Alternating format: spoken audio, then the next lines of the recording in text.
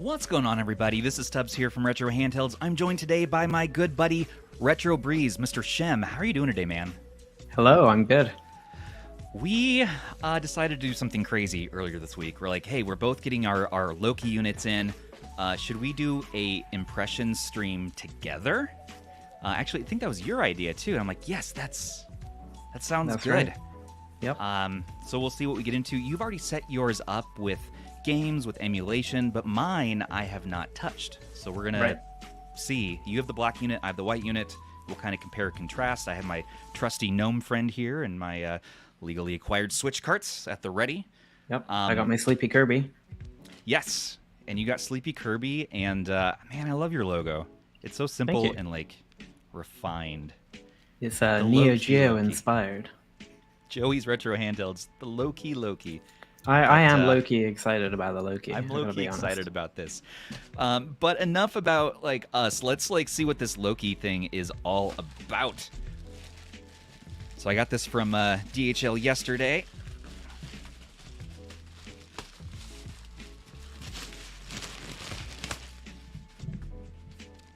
Came this beautiful cardboard box. That is a box. Yeah, this is a box.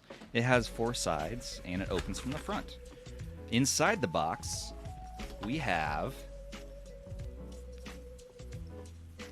a sweet Loki case.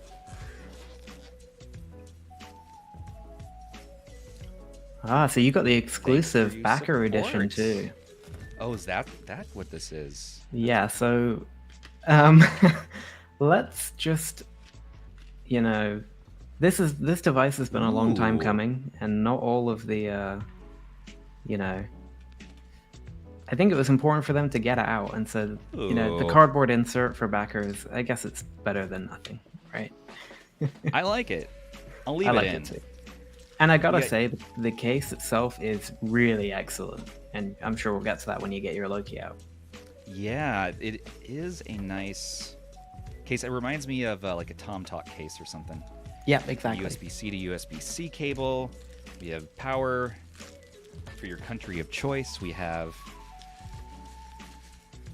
nice big USB-C GAN charger for all your charging needs. This one goes up to 100 watts. That's right. Nice. All right. What else is in the box? Hey, I'll give you one more fun fact about the case there, is that it's actually thinner than the official Powkiddy X28 case, despite being for the Loki, which is kind of crazy to me. Really? Yep. That's... I've never touched the Powkiddy X28. Is that one I should get? Yes. Okay. 100%. Okay. All right. You talked me into it. Fine. See how easy that was, Russ? See how easy you could have had a chicken McNugget? I tried to trick him today and said, hey, you want to buy a couple Game Boy games for like $23.66 for your new Game Boy hobby? And he's like, yeah, sounds good. I'm like, oh, I can't let you go down like that. I was trying to trick you so I don't have to shave my beard. It's a whole thing, guys. Watch the podcast. Now, we have here... Of course, it comes with a official McNugget handheld. That's a good nugget. No, that's not the right video. Hey, wait, check out the holographic logo on the plastic there. This is fun. It's so shiny.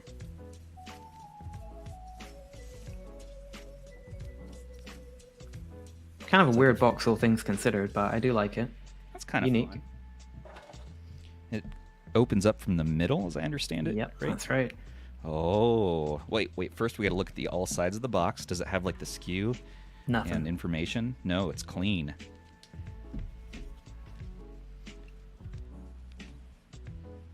Wish AYN would put out some 6600U Lokis out for review. We already know what the 6800 is capable of, but we haven't tried all TDPs and all that good stuff. They might have done some unique things. This is actually the first 6800U I will have ever used in my life. We have GPD Win 4 coming next week, but for now, this is it. And 6800U, I understand, is last year's chip, but I also want to reiterate for a moment that perhaps not that much has changed in one generation. So I don't want to cast it out just yet. And for me, it's new. So Stubbs, you're gonna want to keep that little cardboard out because it's got hotkeys on it, and you will need them.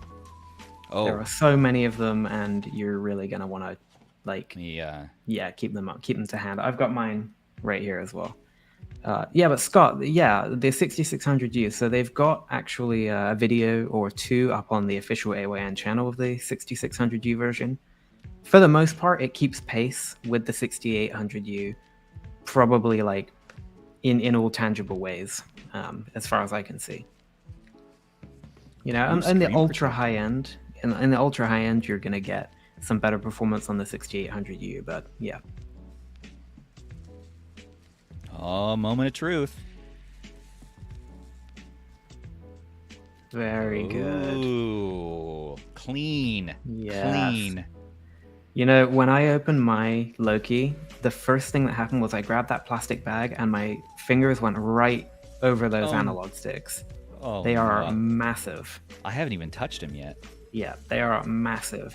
And we'll get to the controls a little bit more later on, but yeah. Absolutely. Yeah, this feels really like matte plastic. I like the plastic feel. Yep. Oh, those joysticks are big. Yep. Damien's gonna love this. They're almost comical in how big they are for the handheld. But I think that I think it was Russ said, like, he made a really good point, which is that they really centered the controls in this device. They didn't center the screen. Yeah. It's all about the controls, and I mean, spoiler alert, they are fantastic. Yeah, I mean, and the sticks have such a big range of motion too. Yeah. It seems like. Yep. Which they are massive. For me, I don't love that. I actually like a little bit more limited range, but we'll see how it does in practice.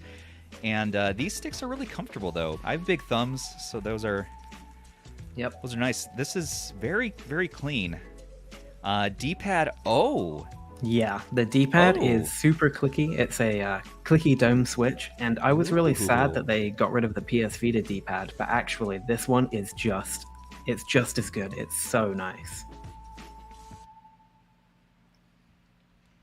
Yeah, and face buttons feel like the Odin's. Yep. But maybe a little bit more travel. They actually have less travel. They're less full, and they are much, much, much springier than the Odin's. They are substantially better. Should we get the calipers out and see how big they are for any tech nerds? Yeah, that's a good idea. So let me read some comments while you do that. Let's see.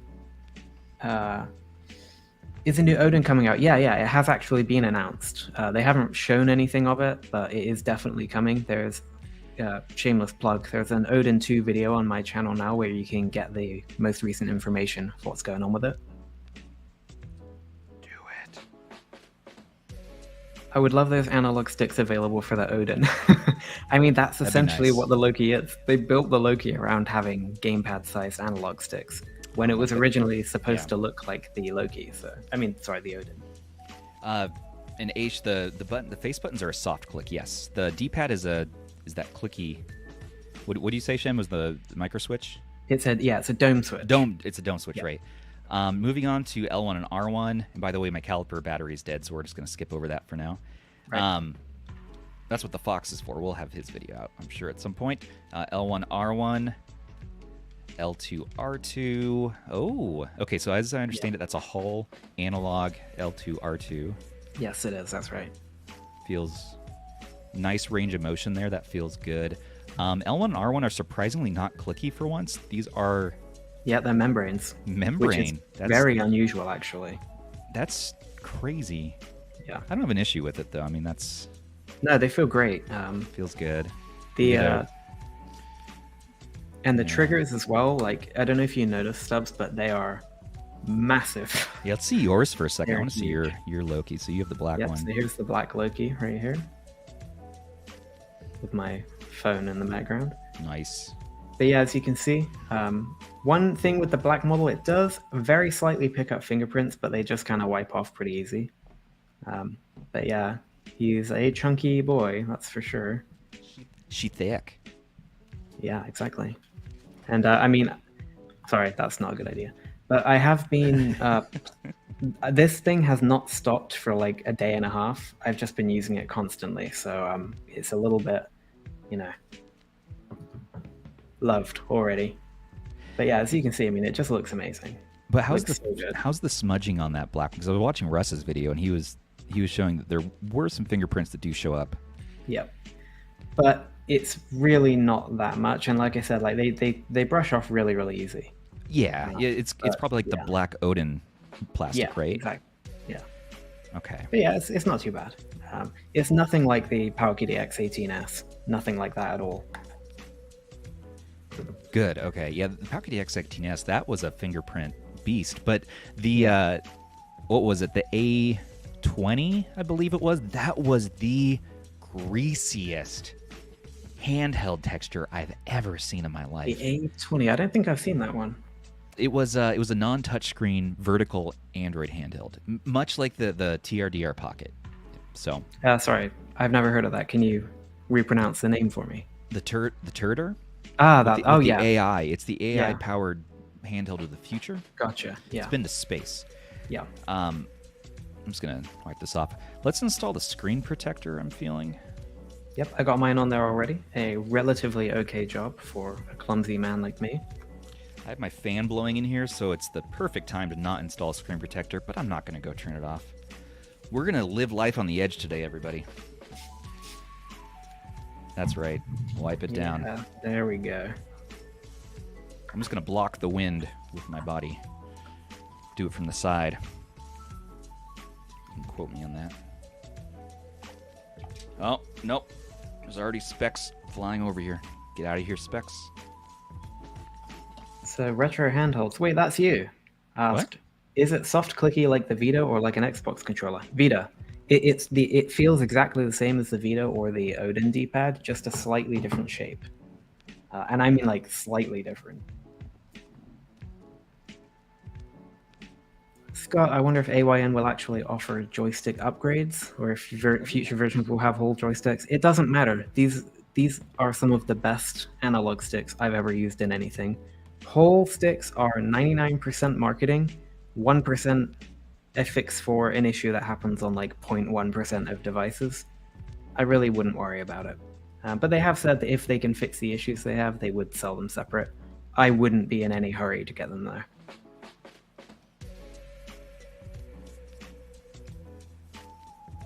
Yeah.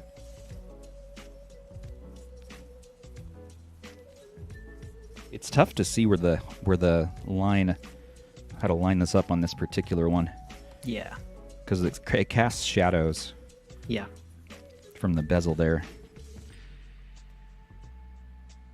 I think that's right. We'll go with that for now. Looks good.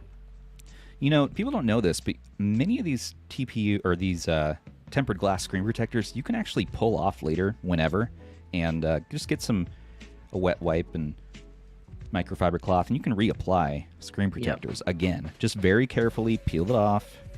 I've realigned ones that I've put on even years in the past. You'd be surprised. People sort of treat screen protectors so saintly, and it's like they can be abused a little bit. I mean, they're supposed to be abused, right? So that you're not abusing the screen. Yeah. But, you know, the other nice thing about the Odin and the Loki is that the corners of the screen are very square, so it's really easy to just get like a custom made or even a screen protector that just happens to be the right size. So yeah.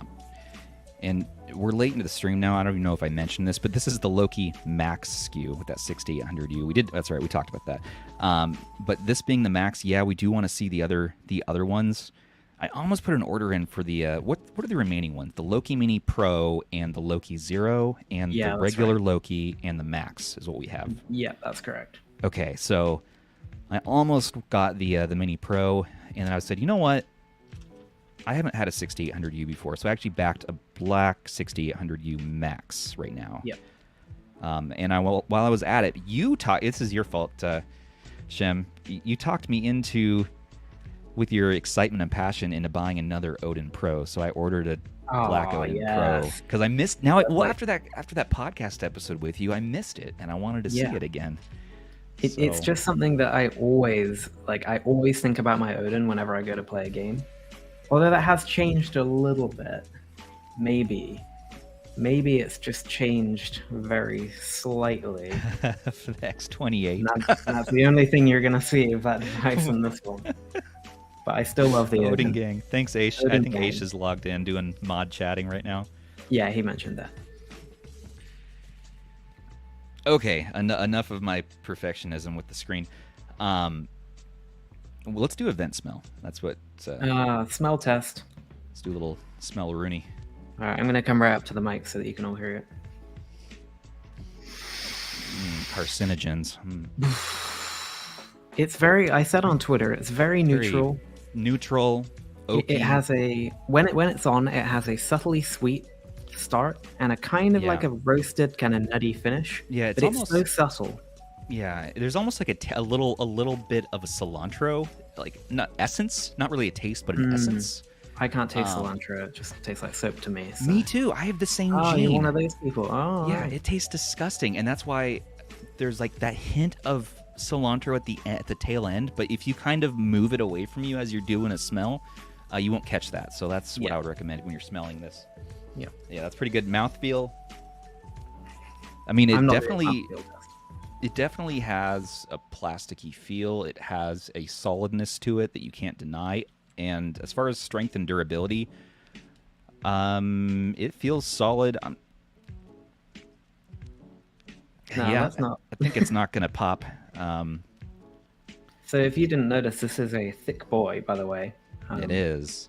It's very chunky, but it's, I mean, the design is just so nice, though. It looks really, really nice. And it's really comfortable as well. Really, really comfortable to hold. It doesn't feel... it feels much bigger than the Odin, even though it's not quite that much bigger. But I mean, yeah, it's great. So I think somebody asked in the comments as well, like, do these sticks get in the way? No. The design, the offset sticks, is a genius design. It's an absolute stroke of genius. Like, you'll never hit them if you don't want to. Like, it's really, really good. Well, that's good to know. Yeah. Hoping the Mini Pro will replace my Odin for retro gaming. Now, apparently, Scott just mentioned in the chat there that the Mini Pro is sold out now. Yeah, that's strange. I haven't heard anything about that. Yeah. I hadn't either. Yeah. As far as specs go on this, before we delve too much deeper, do you just have an overview of specs on this model? I can't. Yeah. So the Loki Max has a 6800U AMD Zen 3 Plus, Wi-Fi 6E, Bluetooth 5.2. It's got a Radeon 680M GPU, 12 cores, 16 gigs of RAM at 64 megahertz. 512 gig storage. By the way, this is all from memory. I'm not reading it off the store page. I'm impressed right now. 6-inch LCD IPS, 1920 by 1080. We've got a 46.2 watt-hour battery in there. Ooh. Hole sensor analog triggers, but not hole sensor analog sticks. And they never said that there would be, except for like one off comment, which was never said again. And don't worry about it. They're great. They're great sticks. Wait, are they like Alps 3D or regular sticks or Hall sticks? I am not sure. I mean, they're just regular, right? They're not magnetic. But that just doesn't matter. Just doesn't matter. Yes, no. It doesn't matter. Well, I haven't noticed the difference between a magnetic and a non-magnetic joystick. I'll say that. Only place I've experienced stick drift is on a Nintendo Switch. Yeah, that's the thing. Nintendo unintentionally, basically, what do you call it? They popularized stick drift because they did such a terrible job in the Joy-Cons. It was so terrible. And now it's like a marketing thing, but you really don't need them. No. You know, of course, it's nice if your sticks don't drift, but what people also don't understand is that whole sticks also have their own issues like magnetism and stuff like that. And AYN said that they were working on it and they couldn't resolve an issue with the whole sticks. So, or they haven't yet, and they would rather just ship it with regular sticks. And these sticks are so super smooth, they're really nice. And final point on that, nobody cared when the Dreamcast had magnetic hole sticks. So, you know, that's it. That's a McNugget. Get that out of here. Yeah, sorry. I crave the McNuggie. You know, actually, one interesting thing I was just thinking about the Intel Loki, which was cancelled. It's a darn shame because that AYANEO device, which is like $800 or something. I mean, the i3 Loki at its price would have it would have been the one, really.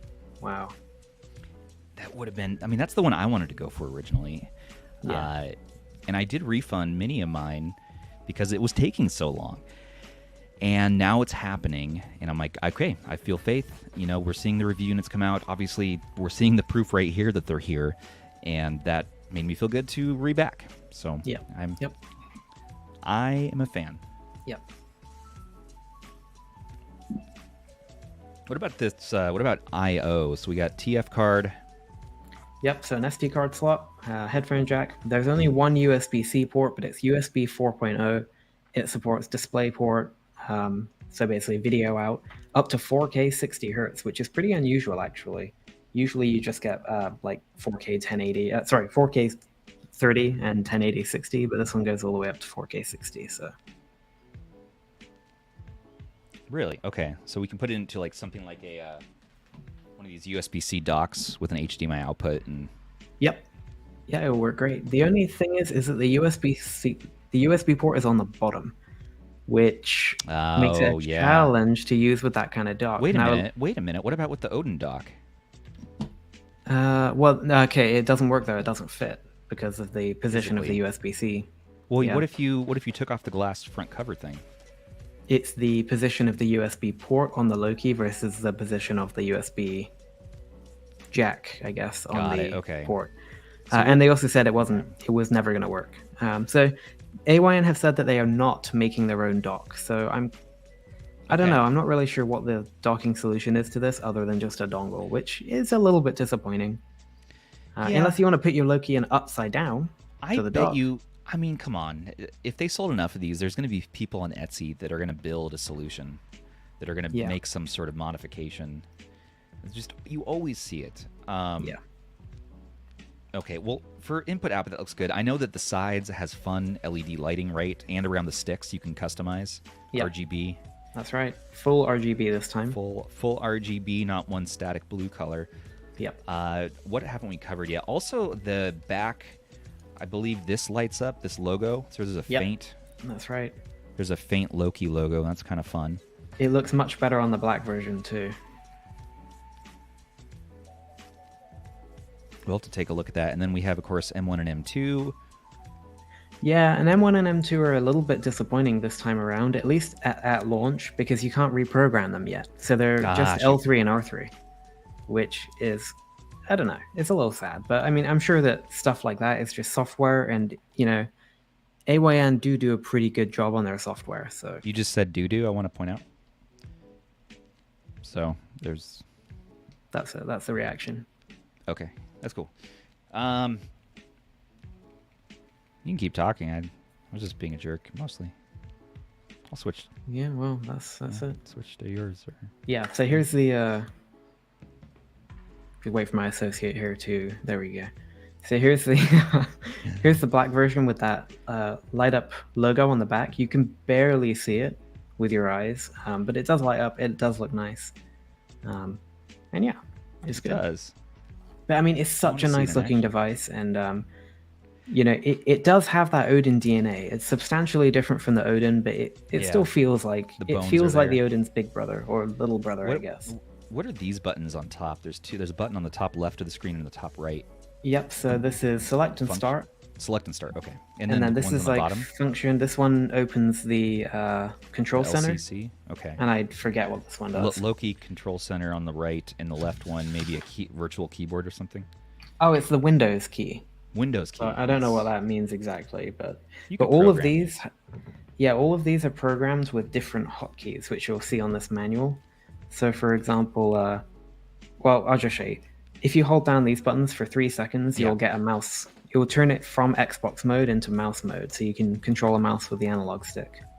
If you press these two at once, it will return to the desktop. No, it won't. It will bring up the task manager. Holding down this button will bring up the virtual keyboard. Holding down this one will go back, depending on where you are. So there's a lot of intuitive stuff built in here. The only thing that I'm wondering, especially with holding down these buttons, is that going to impact some games? So more testing required. Yep. Yeah. So if we do a size comparison really quick, let's just take a look at the obvious device people are going to compare against, which is going to be the Steam Deck from Valve. And Steam Deck is obviously bigger. It's wider. Is it heavier? It feels heavier to me. Steam Deck is slightly heavier, yeah. I think the thing with the Steam Deck is because it's longer, you have more of a what's the word? Like a pivot. The pivot on your hand is heavier. Yeah. Yeah, check out the thickness of these two though, because it's actually quite interesting. If you put them both up vertical. See, the Loki is actually a lot thicker than the Steam Deck is, basically because the Steam Deck is longer. So yeah, I just found that kind of interesting. I mean, the Loki almost sits inside of the Steam Deck. Yeah. But let's pair Team Pandora SteamOS compatible at launch. I mean, no, I don't think so. But I bet that's going to be a thing. Someone's going to port. Yeah, so here's the thing. AYN have promised full Linux support and driver support for this, so it should run perfectly on Linux eventually. They did, and they have had, according to Taki, a direct contact with Steam in building this device to bring SteamOS to it, and they've repeatedly claimed that they're going to be a partner with SteamOS. So hopefully we will get SteamOS. I don't think there's anything yet, but I mean, these are, early review for first batch units. So maybe we'd need to wait a little bit longer. Yep. And ergonomics-wise, I mean, the Steam Deck, you got that nice grip. It is a wide 8-inch screen. Yeah. Okay, this, right off the bat, to me, is not as ergonomic. Yeah. But it still has an ergonomic grip. You're going to take a concession being smaller, though. Yeah, I think something that really strikes me about the Loki is that it's very soft in the hands. Like, the plastic's very soft. The curves are very soft. Everything's just it feels kind of gentle in a way. And that kind of sounds weird, but if you know what I mean, like, it's quite an easy device to hold. Yeah, like you could one hand this for prayers. Yeah, and I don't think it's as ergonomic as the Steam Deck in general, but I do think it's incredibly comfortable and easy to play. Yeah, let's Pride just got banned for saying SteamOS. Just like this. Yep. Okay. Compare it. Am I doing this right? There's no right or wrong, but how do I hold it compared to how do you hold it? So kind of do like that. Yeah. I rest my fingers on L1, R1. Yep. I got it, but I gotta say, here's where the comfort wins for me. I've never loved the Steam Deck's joysticks for some reason. I always need to put a joystick cap. I feel like I don't need to put a joystick cap on this. Definitely, these are tall and comfortable and large, and you can kind of glide them. Oh, there's kind of like a satisfying glide. They're so smooth. Kind of like you can kind of like just this vibe. Like I want to play a racing game right now. That's actually, I want to say for everybody who harps on about whole sticks, and people say they're much smoother, which is complete hogwash.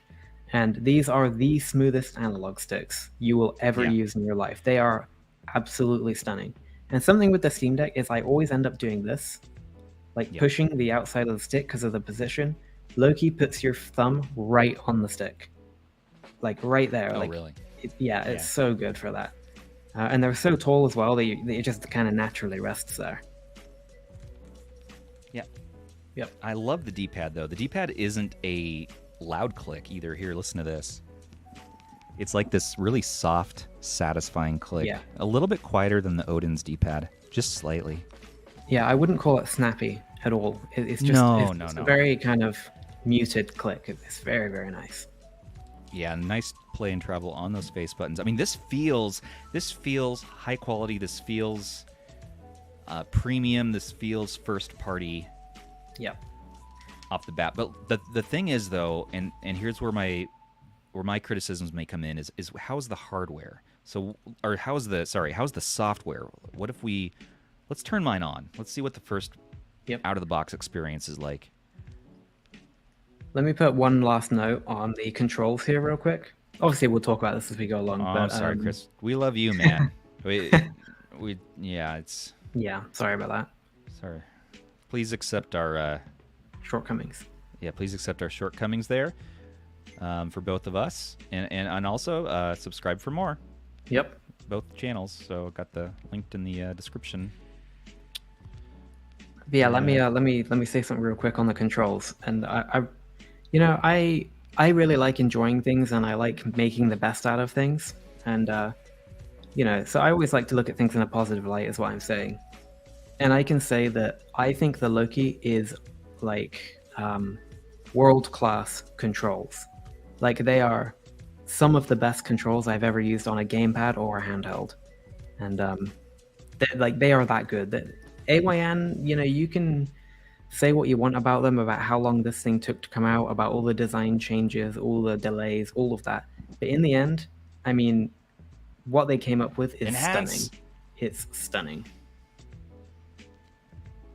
I'm excited to see the reality. So now we are in the reality of Windows, and this part always makes me nervous, is just Windows as a platform.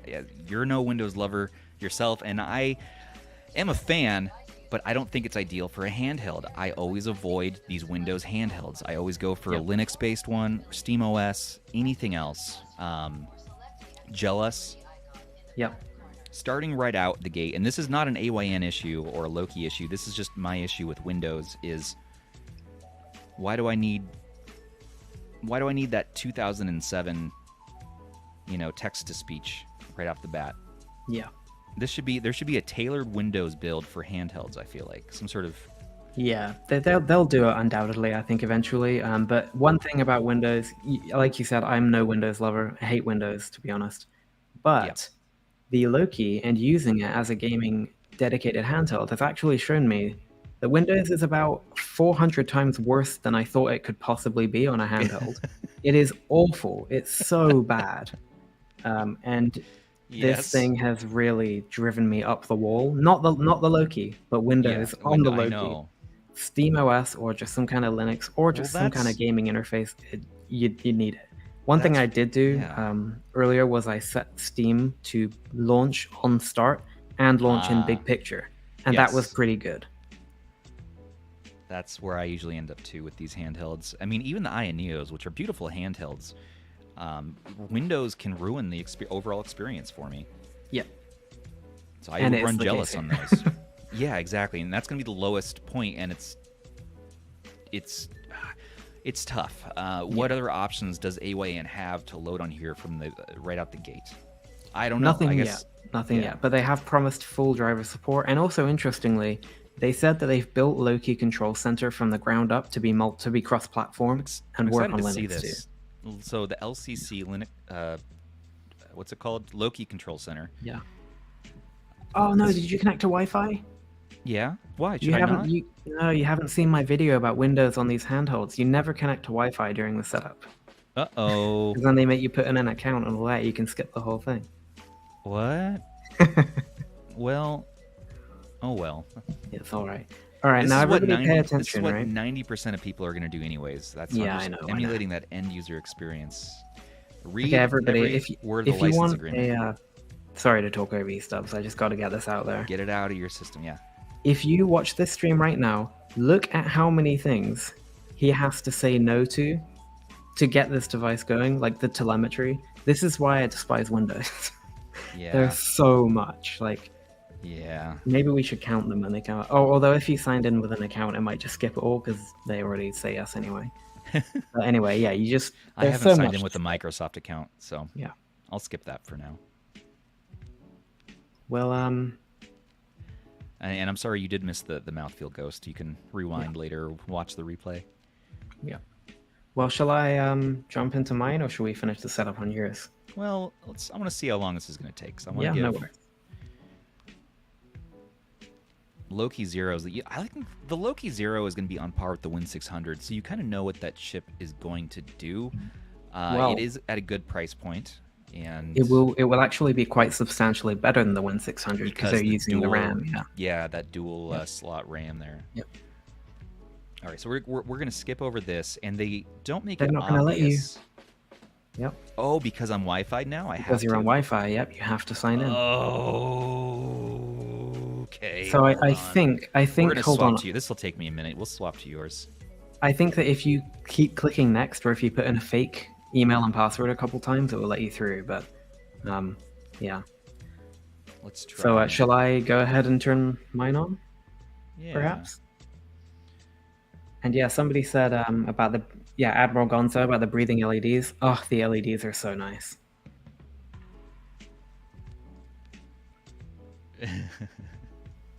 Boom. There's the Loki Max running Windows. It just needs a different operating system. No. That's all we need. But, you know, I'll show you, for example, bringing up the on-screen keyboard. You just hold this button. Allegedly. Oh wait, actually, I don't have the control center turned on, so it might not work. Hold on. This is actually cool that Microsoft doesn't let you skip this. Yeah. So I do want to say one thing about my Loki, because I don't want to set the wrong impression here, which is that with mine, and I haven't seen this on anybody else's yet, seems to be a software issue with mine causing some weirdness with the screen. AYN is aware of it. It seems to be like a minor software fix. So if that happens, just don't freak out too much. It's no big deal. Yeah. I'm trying to navigate Windows here and bring up the control center. But like, look at this. This is awful. Oh, look, ads in the start menu. So your trick was right there. I put in a bad password in the account just once, and it let me skip it. Yep. There you go. So there's the on-screen keyboard. But if you look, it's not actually the Windows IME. It's like the accessibility keyboard. So I turned on the IME, which is much more usable. But yeah, Windows, it is what it is. Aish, when I send you this Loki for you to do your deep dive review next week, the password's going to be poop and pee. Sorry, so all lowercase. Just this is the live stream to reference. That's the password. So Danny Dream about the RGB. Yeah, so I know what you're saying, but there's a lot of customization here. So of course, if you want to turn it off, you just can. Like, just go into manual, slide the slider down, it's gone. You know, it's very customizable. It's pretty nice. And it has a couple of interesting modes as well. I personally like the blue. I think that looks awesome. So it's got this auto, which kind of breathes through the colors, and then it's got reactive, which I think reacts to audio as it's playing, just not very well. And then I think the ambience kind of detects your ambient light or something like that and just kind of sets it, which is pretty nice. Some nice features there, though. I like the blue, personally. It does look nice. I'm laughing at comments, sorry.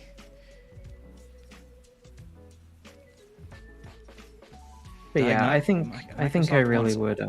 They want all of my information. Sorry, go ahead. Yeah, I know, it's ridiculous.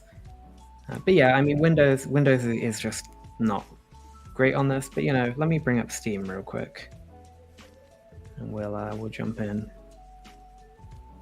Unless it needs a huge update or something. And we'll skip to the next. All right, now mine's checking for updates. Come on, oh, I've got the TDP turned on. That's probably why it's going real slow. Let's see. Hey, what was the screen issue you were having on yours? What was that again?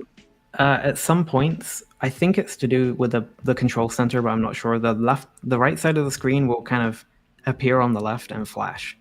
Oh, okay. I haven't had that yet. I'm getting some like little bubbles that pop up as I move my finger along, which I saw on a few of the Loki or a few of the Odin models before, and there was a fix for that.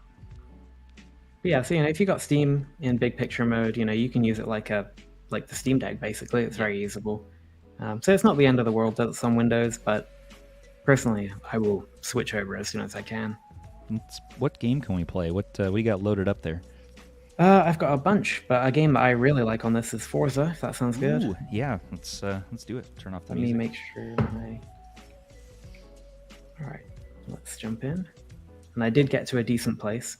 Now, I gotta say, I love Forza Horizon 4, right? And I love it because, A, it's set in England, or inspired by England, which is really nice. And B, at the very start of the game, you can buy my favorite car. But this is the most cringe game ever made. Like the opening where everybody's talking and like you're interacting with all these Like, the fact that they think that this big car festival would happen in England is utterly nonsense, and it's just kind of funny. But hey, the game's great on here, and the reason I like playing, fantasy. Yeah, yeah, yeah. Shem gets a handheld with a software issue. Yep. So the thing with Forza Horizon 4 is it doesn't run on the Steam Deck. So it does run, but it crashes every 10 to 30 minutes completely out of the game. And that is an issue with Proton. It's been an issue since, the early days, and it's never been fixed. And, Forza Horizon 5 works perfectly on Steam Deck, and they've just never bothered to fix this. So, here we are. And hopefully things are going to be better here on Windows. And, that's a concession I'll take. There are some games that don't quite work well on Proton. So, yeah, well, this one looks good so far. And this isn't streaming, right? You're running the game directly out of the drive. This is native. Yeah. Cool. And this is running at like 1080p. It's running, as far as I can tell, 60 FPS, although I'm not the best judge of that. I'm also a terrible driver, and I also can't really see. So, but yeah, as you can see, the performance is... You're not crashing into the guardrails or anything, so Whoa! Don't speak too soon. It's already a... Can you turn the volume up on this? Yeah, I can. I want to hear the speaker on this bad boy. Oh, thank you. Too loud? Nope. Well, maybe a little loud, yeah. That's right at vibe. Well, a little quiet now, but it's fine. I'll leave it alone. But yeah, as you can see, the performance is stunning. Can you bring up any stats or anything while it's going? You know what? I should have set that up, but I don't have anything. Well, can't you just open the LCC there? Let's see. Well, the LCC doesn't really have much interesting information. We are at 1080p, 69% fan, 32-watt TDP right now. Nice. But yeah, look at this. Well, it is, but what's the maximum TDP? How far can you push it? It goes up to 38, which is by far the highest of the 6800Us. So there is a unique factor on this chip, on this version 6800U, is that you can push it further. Now, does it get really hot? Does the fan go crazy? Well, here's what the fan sounds like. Mine just popped on. Yeah. Listen here. So there's the fan sound. Let me talk about the fan real quick. Yeah. Okay, and viewers, here's the thing. The fan is going to be a major issue for a lot of people. The fan on the Loki, when it gets going, it is incredibly loud. And the thing is that you can put your hand, and I measured this with a tape measure, 2.5 feet away, and you can feel the fan when it's going at max. It is absolutely insane. But, if you're, it might not bother some people, but it is a very, very loud fan. That's basically the point. Yeah, I was trying to see if there was any UI features in here, but I don't think so. But yeah, the fan is loud, though. It is loud. Like, actually, let me see if I'll open the control center and I'll put it onto manual. This is 100% fan, and it's loud. So, yeah. But something interesting...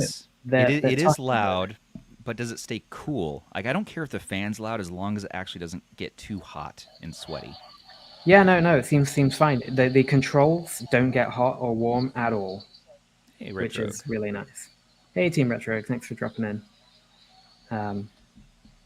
But yeah, just loud fan, but it worked. Of course it works. It's crazy. Yeah, then the performance speaks for itself, I think. It's absolutely amazing. I'm a good driver. So I'm going to drop out of here real quick. Take another listen to that fan. That is definitely an airplane engine, but it is not getting hot, and it's nice, cool air, and the back feels really cool. Oh, and the logo's going on the back. Let me show this real quick. Oh, you got yours. Okay, yeah, show that one. There you go. That's some fancy times. Broken Opus, the exhaust gets warm under massive load, but otherwise it's very cool air that comes out of there. It's very It is. effective. This feels like breezy, retro breezy even. Ooh, Exactly. I said the word.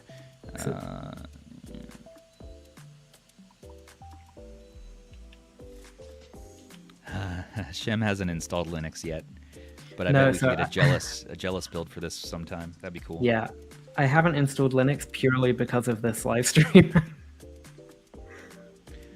But you're about to, I'm guessing. I would love to, yeah. All right, let me get mine on screen. So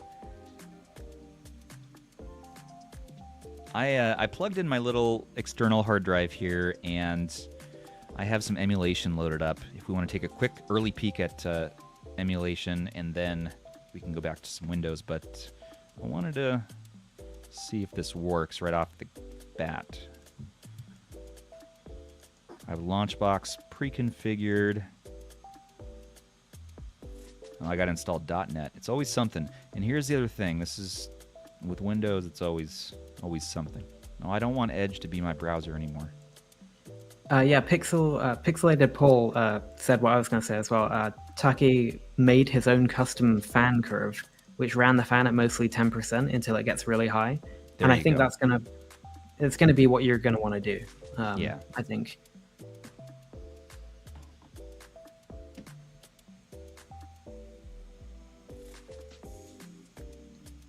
Kyle, can this do 4K 60 FPS video out? Yes, it can.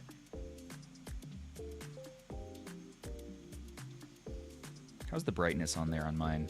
Let me turn it up at all. You can turn it up with the control center. Ooh, so press that one. Yep. And oh, look how dim it gets. It gets very dim, just like the Odin. That. Yep. It's like the same screen on the Odin. Good bedtime handheld.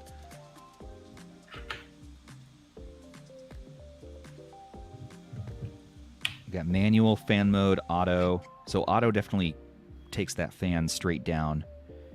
Yeah, but auto also takes it way up.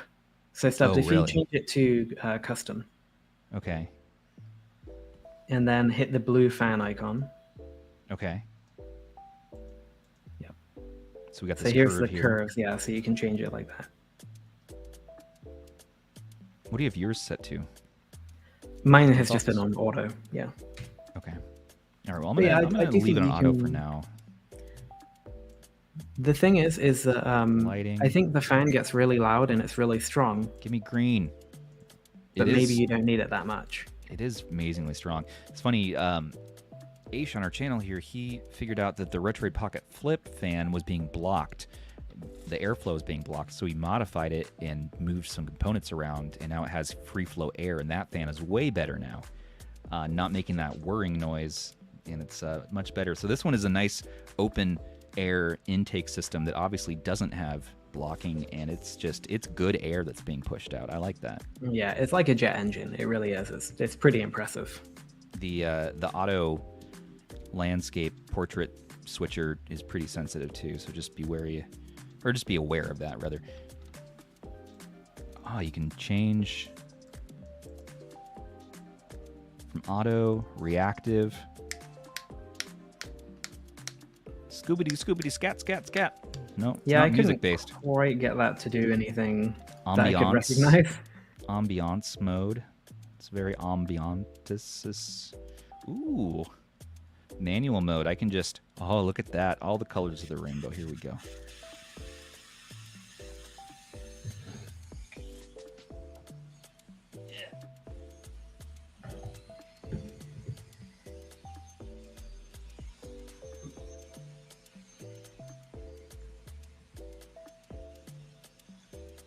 Is it like vacuum cleaner loud like the Steam Deck, Danny? It is much, much, much louder than the Steam Deck.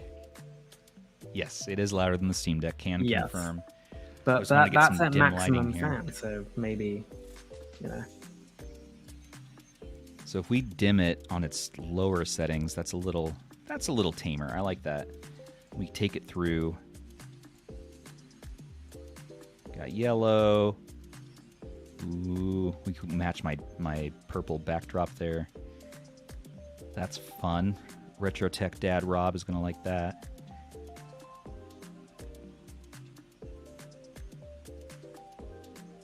green feels pretty natural. Gives me that Win 600 vibe with that green there. Oh yeah, you're right. I like that. Okay, so that's the LCC. We also have TDP in here, like you were saying. You can just switch it on the fly, it looks like. Yeah, they need to ditch the circle, like the dial, post haste, and make it a bar because it can get kind of annoying. It's tough to move between. What's the lowest TDP we want to run this at? Because I like to run low TDPs for long battery life. I think it goes down to 3 or really? Something like that. Yeah, just drop it down. Take a look. I mean, I wonder if it freezes up the OS. No, it looks like 8 watts 8. is the lowest right now. But you can also change the clock speed percentage and the GPU speed right there. Right. Those are also bars. And what does the boost button do? I'm not sure. I haven't figured that out yet either. Okay. CPU 100. I'm guessing 2200 megahertz is the default for the GPU. Yep. Okay, so I feel like a nice, 20 watts is probably where you want to land for emulation.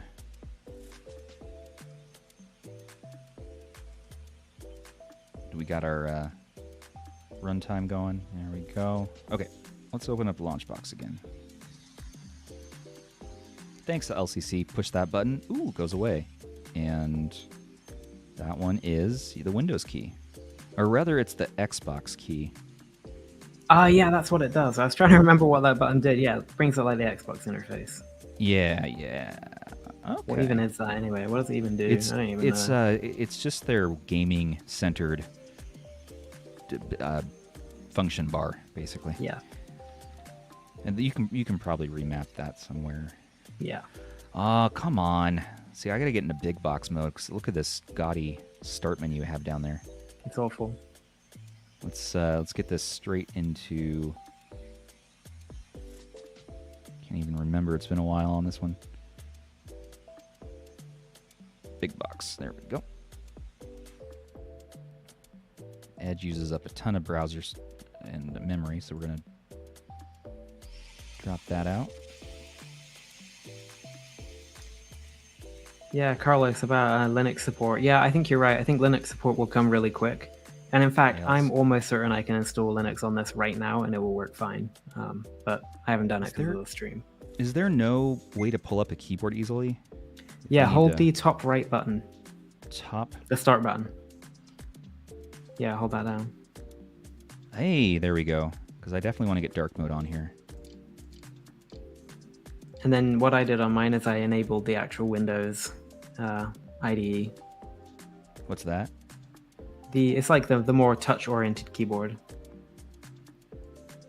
Oh, okay. Yeah, that's under... Probably just under keyboard.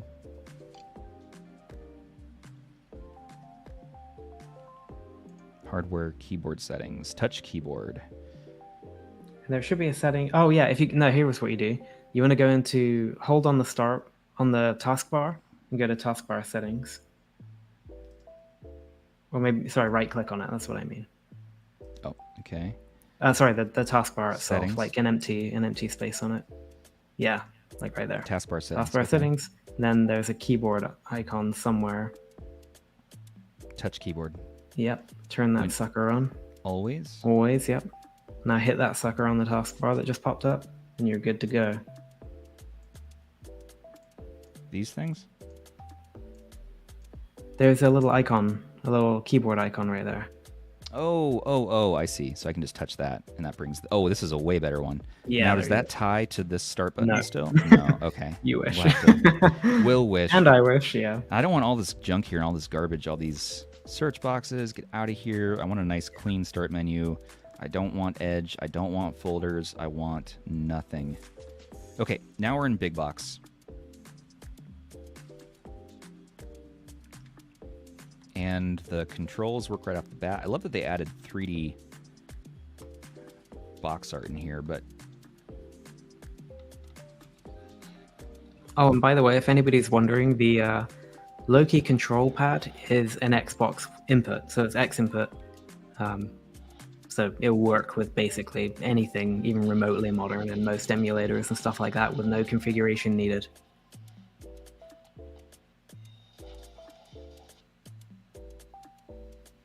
Tekken 3. Yeah.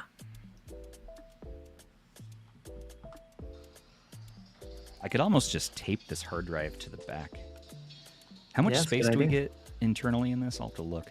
512 on the Max. Yeah, I think there's different for different models, but yeah.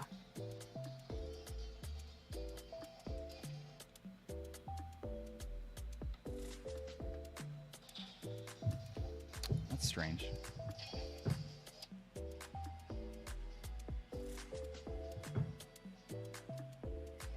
Kyle, about the buttons being remapped. So right now they cannot be remapped at all. Even the M1 and or the M buttons on the back, they are L3 and R3 right now. But it should be updated at some point, I'm guessing. There we go. I probably have to set up a BIOS file for PS1 or something. And my retro achievements.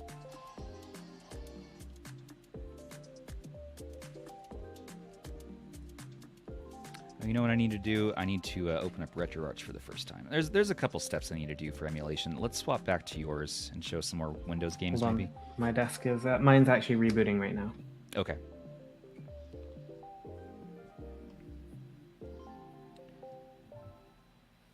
Let me confirm.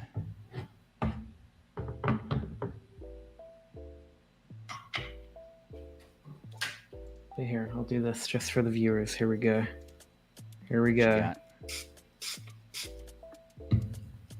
We're going to clean this sucker right up. Looks like I have about 446 gigs free on the drive here. That's really nice.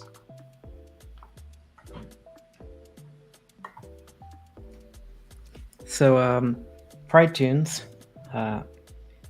mentioned don't really care about emulation on x86 unless it's high-end emulation. Yeah, for sure. And this is actually really, really good as far as I can. EmuDeck for Windows is available. The beta. Oh, we gotta mess with that later. But yeah, high-end emulation has proven to be extremely good on this thing, especially PS3, which hopefully we'll get to. Yep. Shortly.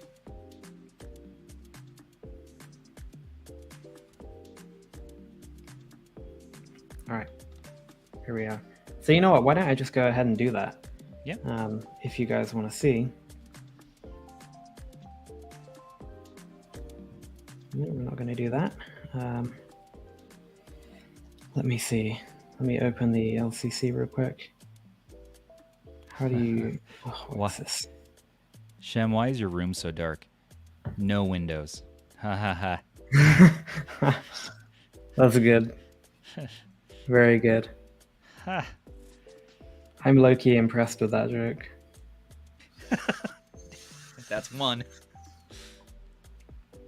All right, so we're going to jump in here.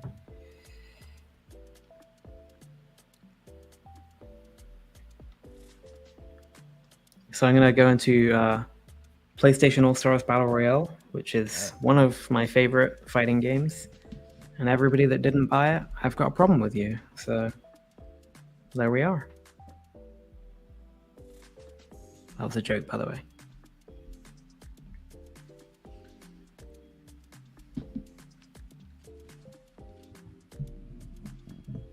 How do I get this into full screen? There we go.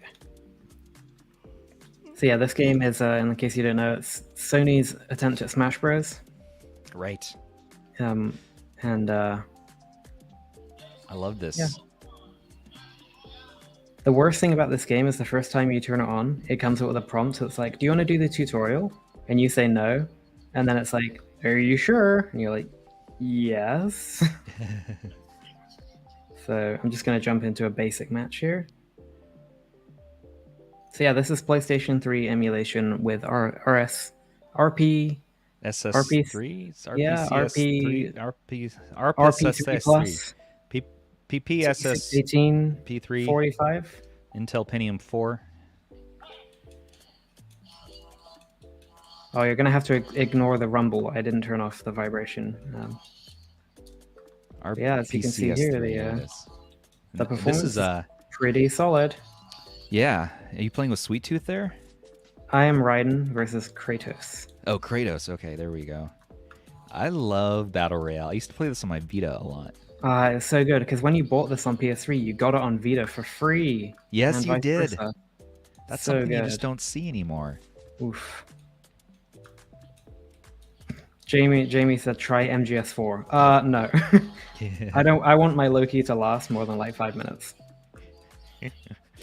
Yeah, unfortunately, I actually didn't have time to rip any of my AAA PlayStation games. Sorry, so I don't have a hugely impressive thing to show, but yeah. Ghost is wondering, how's the vibration feel? So it's not bad by any means. It's a little heavy on the right-hand side on mine. But I mean, it's not bothering me at all. It's fine. Okay. It's a little bit loud. Maybe. The vibration? Yeah. You can perhaps dial that in. Yeah. And by the way, notice how you can't hear the fan. It's not running like at all. Good. Right now. So get my combo in here. Oh, I missed it. But yeah, PS3 right here. Pretty cool. He wishes he could get me with that. And there's the software issue I was talking about, which just pops up now and again. Oh, that. Yeah, look. So it like repeats the screen a little bit. Yeah. So over on the what? That I've never seen something like that. That is wild. Yeah, there's like a weird driver issue that's happening, but I haven't seen it on anybody else's, so I don't think it's a big deal. But hopefully, an update will fix it sometime. Yeah. Yep. That's what you hope to see. So yeah, just ignore that for now. I have good faith that it's just a minor issue that will be fixed, and it only seems to happen with the control center open. So yeah, whatever.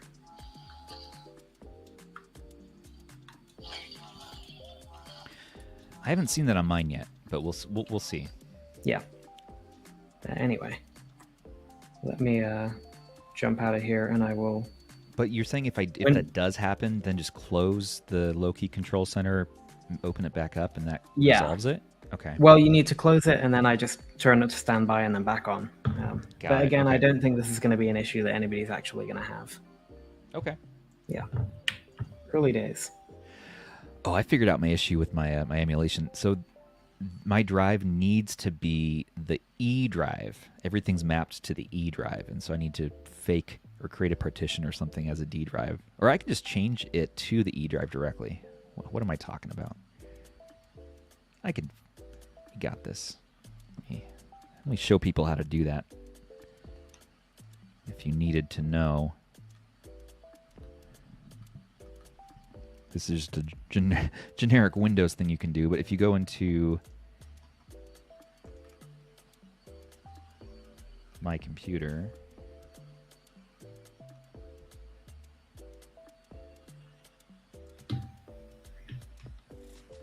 no, not there.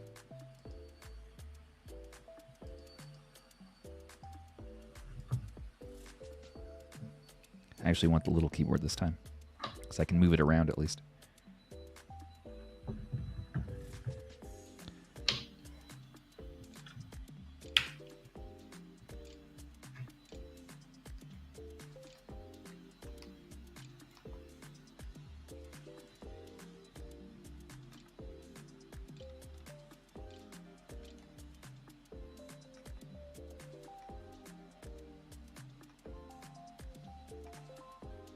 Really? Really? Windows? Really? I like that we've got a PS3 emulation up on screen and we're just like messing with the on-screen keyboard. Oh no, sorry. I thought you were doing something else. Well, now we're going to complete showing this. So this is how you do this. You go into disk management from computer management. You click on your drive that you want to change. Change drive letter. Change assign instead of D, I'm going to say E. Okay. This is weird, but E is the only letter it doesn't let me pick. Brilliant. Why? Why? All right, mine's doing all right now. All right, I'm going to swap back over to yours one. But this is People need to know. Why the... Now, why is the letter E the only drive letter I can't do? What I have to do is plug in a dongle, plug in a micro SD card so that shows up as D. Then this will automatically show up as E. That's what I have to do. All right, back to your stream. Yeah, so about the brightness, Spencer. The brightness is really nice, and the dimness is even nicer than that. Whoa, wait, where's my... Your screen is blacked out, my friend. All right, hold on. Let me see what's going on. Low-key impressed. That's a good one. What's going on here? Hold on 1 second. Staking Games, what's up, man? Brightness, yeah. So it gets pretty bright, and it gets really, really dark. So I like that it gets really dark. It could be brighter, I would say. So let me just test that again. I disagree. I think the brightness... Sorry, not in a rude way. No, I think the brightness is really good. And if you've seen an Odin, it's the exact same screen as the V3 Odin. Exactly the same screen. I haven't seen a V3 Odin before, so that's... I have it on the way. It's indistinguishable from the V2 and the V1. Okay. All right. In my opinion. I mean, that's fair. Yeah. So, yeah, what do you want to do next? I'm going to turn the TDP down. Let's go for like 15, and we'll see what we can do with that. Let's go, some PS2? Yeah. The PS2 sounds good.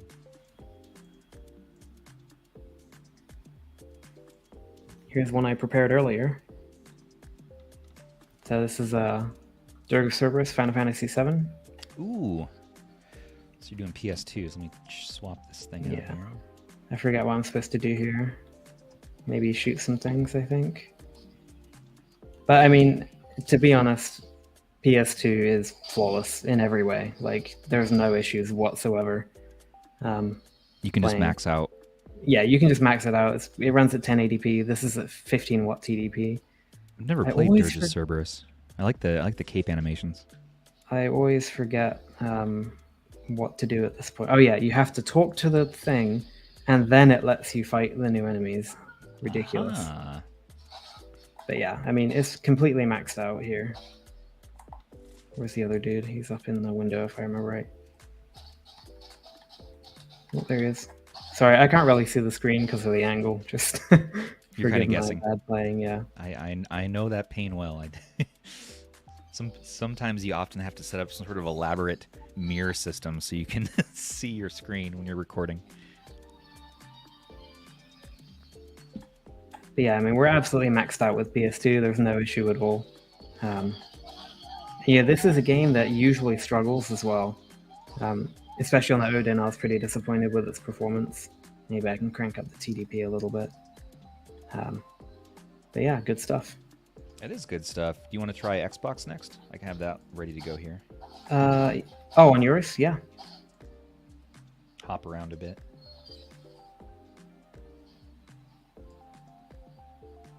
Yeah, you can turn over whenever you like. Well, I spoke too soon. You keep playing. Looks like I need to drop a BIOS file in here.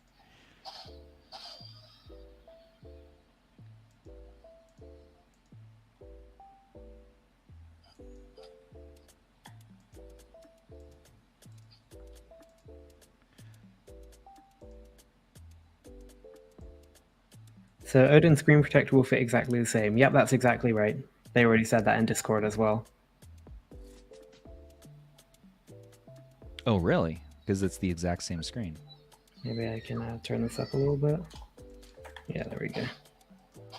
No, I forget where it's supposed to go.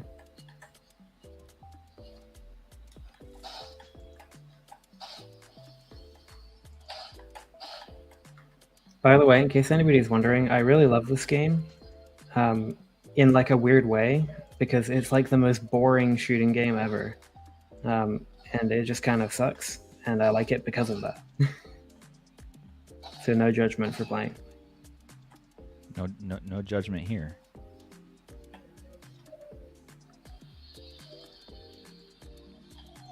Yeah, I got a little bit of slowdown there, but I'm at a pretty low TDP. So yeah, let me see what else I got going on here.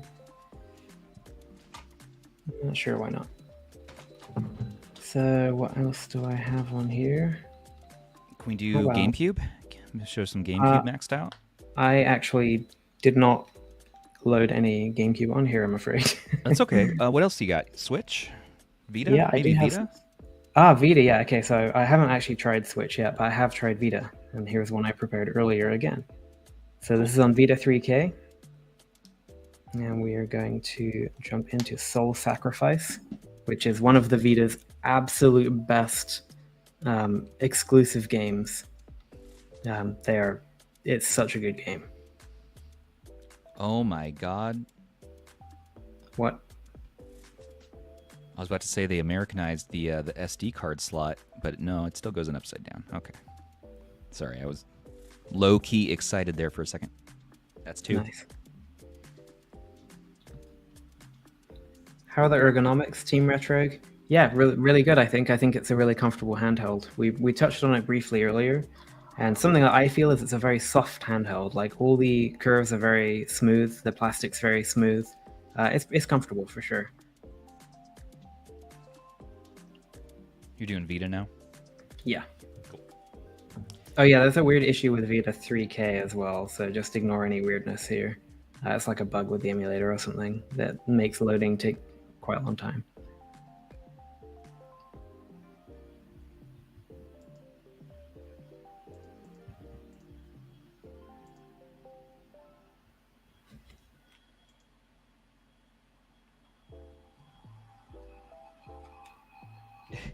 Oh my gosh.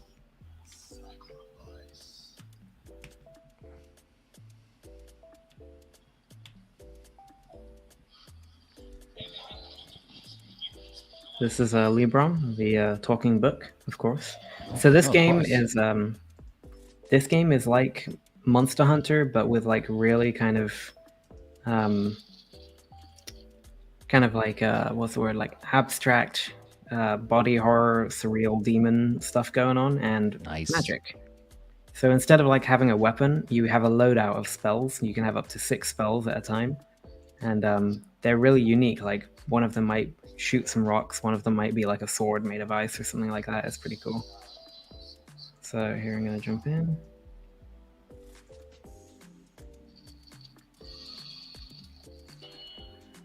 Haha! It is now the E-Drive. Yes.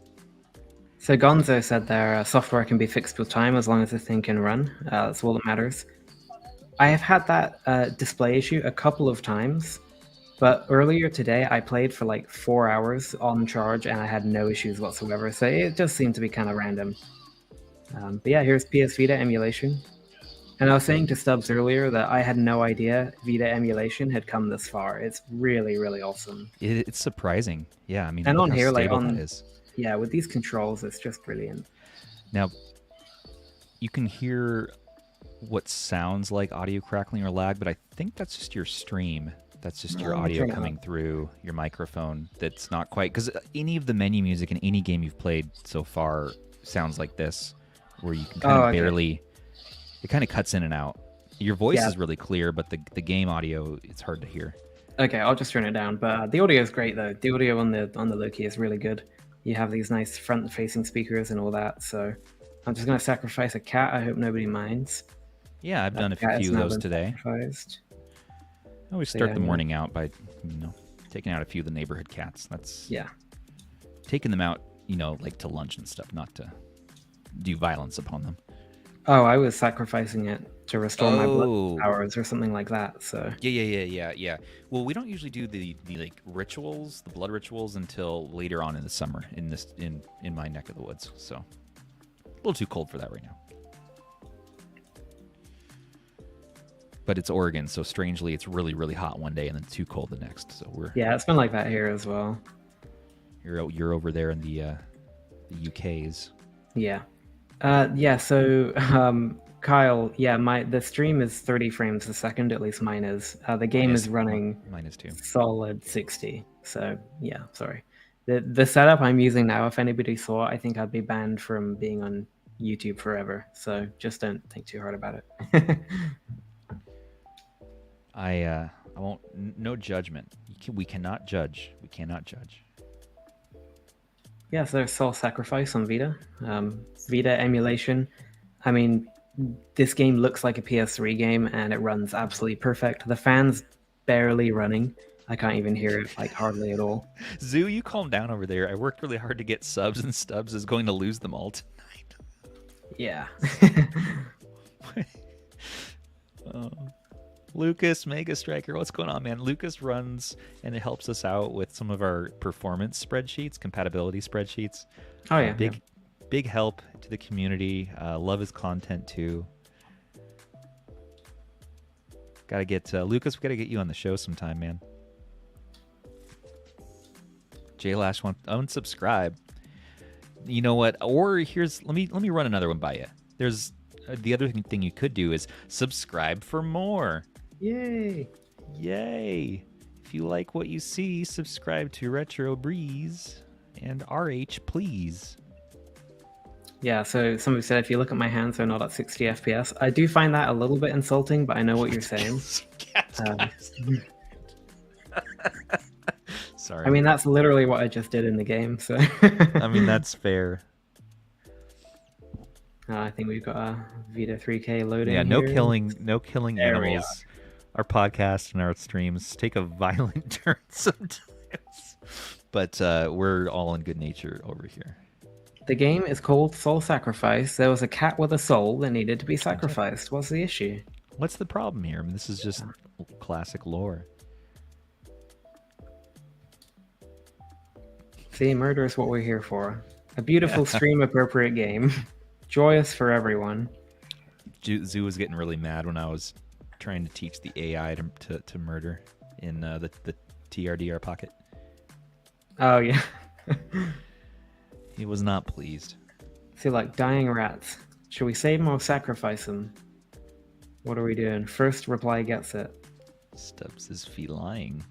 Are we gonna sacrifice the rats? Cats don't have Zoo, so you're on my side about this. The litter box smell. I mean, come on. We're gonna save the rats just because. There we go. They're saved. There we go. Hurrah! I'm gonna grab a Bluetooth controller so that you don't have to see my stubby thumbs the rest of the night, and also so I don't have to hold the hard drive while I'm playing. So I'll be right back. Yep. So yeah, Vita 3K has really come a long way. It's really impressive, honestly. Let's see what else I have. I don't think I have any other Vita games, nor do I know how to actually get out of this. Here we go.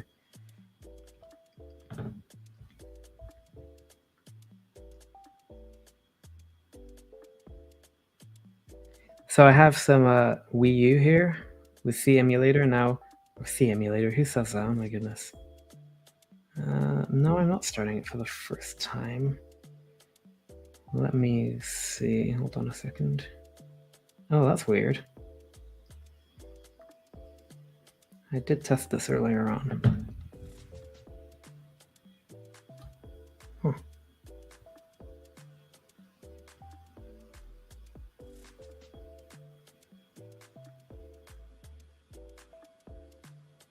Forget where to go here. Let's try that.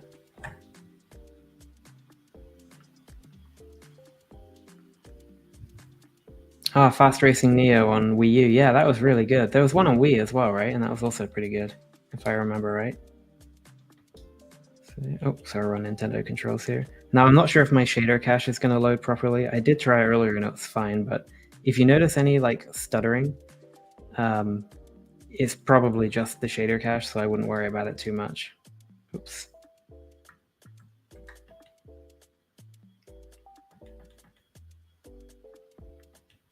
And I'm going to go into full screen. All right, let's see what we got here.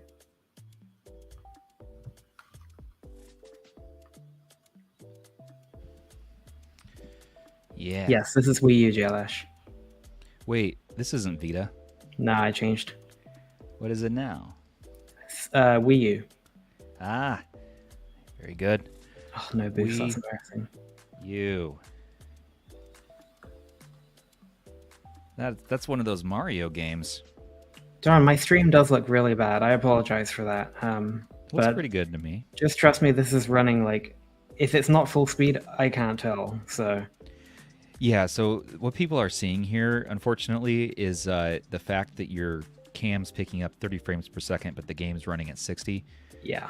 So you're going to lose a little bit as far as what the audience can see, but this looks good to you, though, with your own eyeballs? Yeah, absolutely. Yeah. Let me see, actually, if I can... CMU's got to have a... Hold on, let me see. Yeah, are you running PAL or NTSC on the ROM there? I think it's US, I'm guessing, so NTSC. Okay.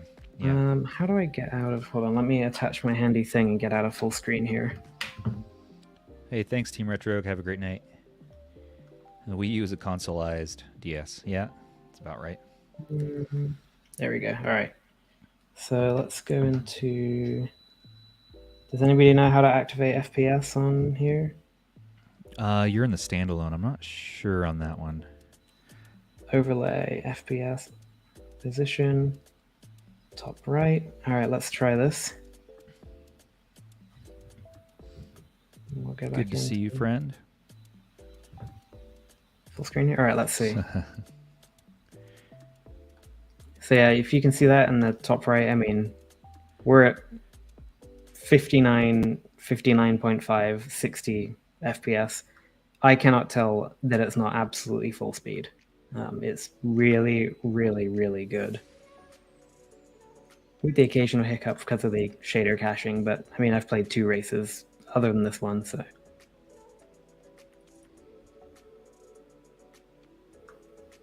You could probably cap the FPS at 30 if you wanted to match, but yeah, well, you can actually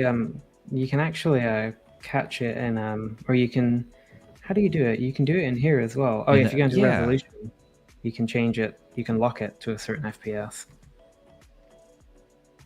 Let's see. This is probably not going to work out right, but oh yeah, that looks fine. Oh, well, you know, it's trying to run full speed, but it's, to my eyes, it's slow. But you probably can't tell because of my bad stream. But yeah, no, I mean, it looks good, but yeah, it definitely appears as if it's stuttering. It does appear as if it's stuttering. Not. So yeah, I mean, CMU, you know, Wii U emulation, like no issues whatsoever here. Like absolutely no issues. At least with Mario Kart, and I did try Super Smash Brothers Wii U earlier as well, and that was also really good. But unfortunately, I deleted it by accident. I didn't have time to put it back on. So. How dare you, personally? Yeah, no. My bad. It's all right. It's all right. So that's Wii U. Let me get my handy air mouse to get out of here. So what's going on your end, Stubbs? You want to show us something? Yeah, I'm doing some stuffs. Let's see. There we go.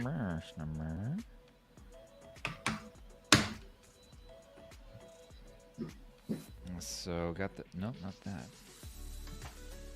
I got my handy dandy Elite 2 controller there. I love this one. Made it with the Xbox Design Lab, and it's my favorite controller, especially for Windows gaming. So I'm excited I get to use this today. Normally I do an 8-bit Do or a Nexi Go or what was that other one? The PXN controller. Those are pretty solid, but this is great for Windows. So I got that. You need an Ipega hillbilly cat. Yes, I do. And I have it right here if you want to see it. I do. I so much want to. All right, hold on. Oh no! There he goes. What am I? There it is. So yeah, we're pairing this right now.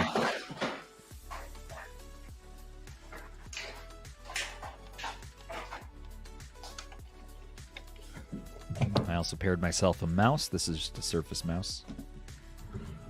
And I'm back in Launchbox.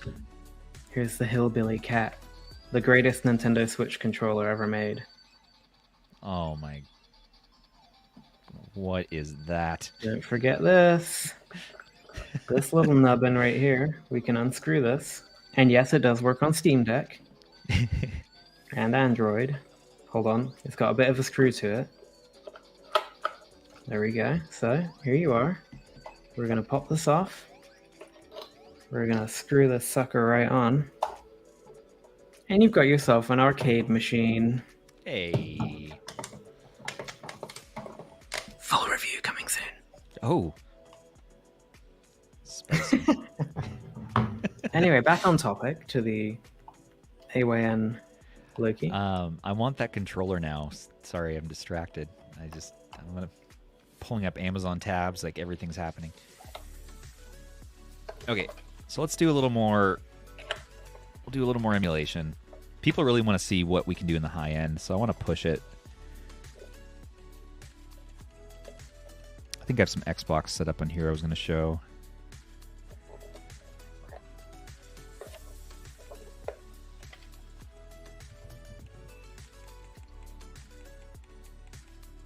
So MTV Celebrity Deathmatch.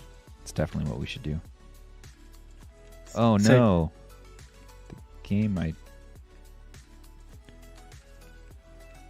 J-Lasher, when they start to ship, so they're supposed to ship 100 by the end of this week, and then like 900 right after that, whatever that means. But we'll see. We shall see.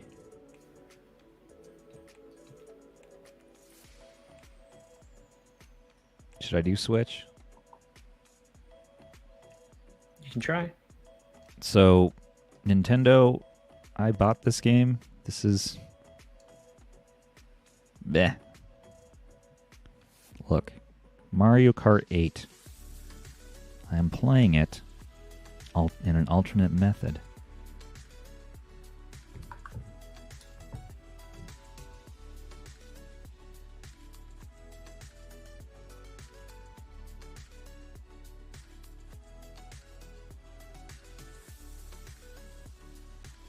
Oh no.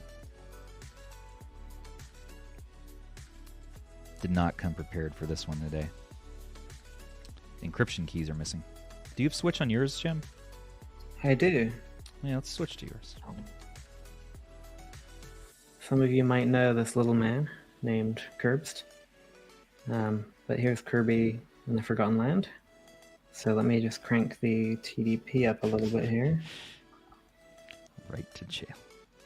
I haven't tested this yet, by the way. I don't know if there's anything with shader caches, but it seems pretty solid to me. It's running well. Looks good. Yeah. Yeah, it's running great.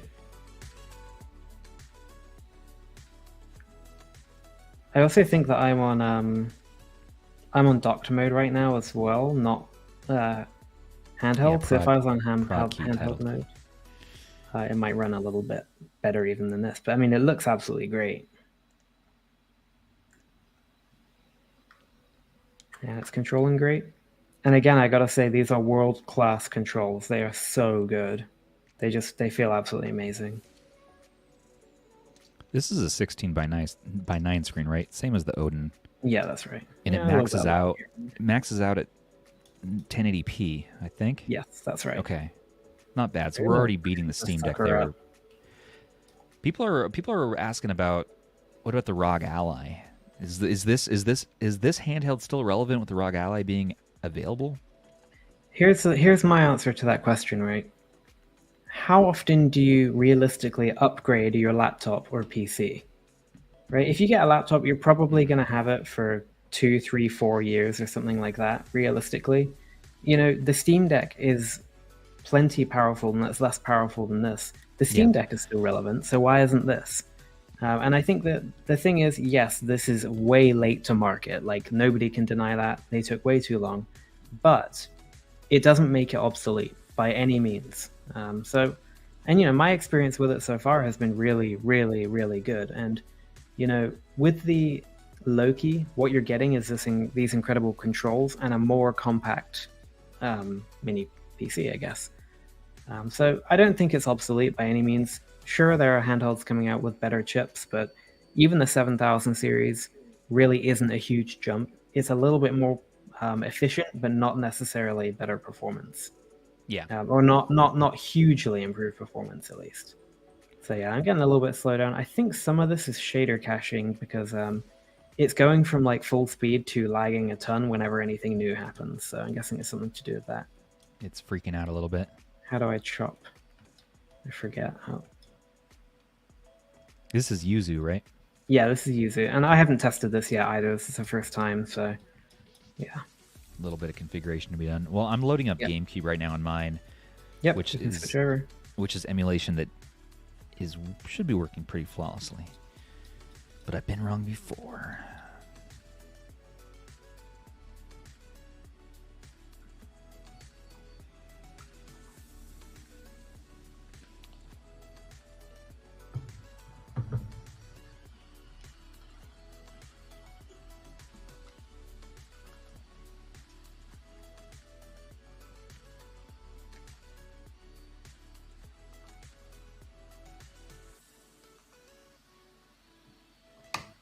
We really haven't shown off the speakers of this thing yet, so I'm going to turn mine up. Because I think my mic will pick it up okay. Let's find out.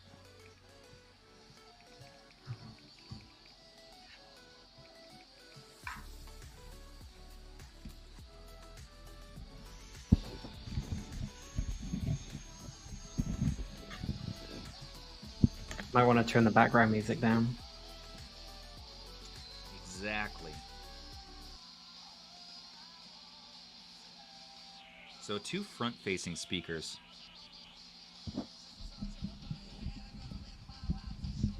Well, My Chemical Romance.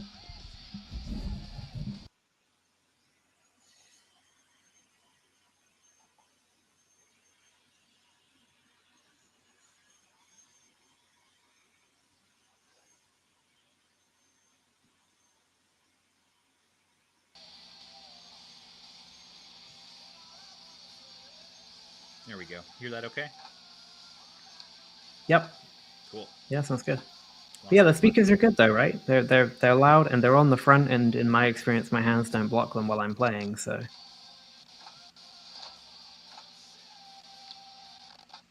You know what? I'm just reminded that I left my TDP at 20 watts, which might explain a little my slowdown right there. Let's go to 25.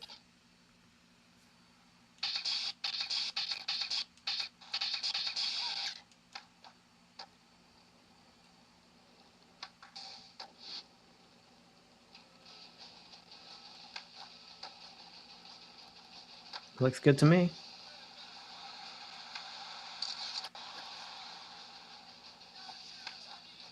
It's not, still a little bit of stutter going on. I'm going to increase my TDP to the default 32.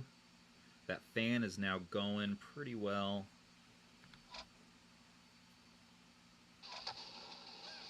There we go.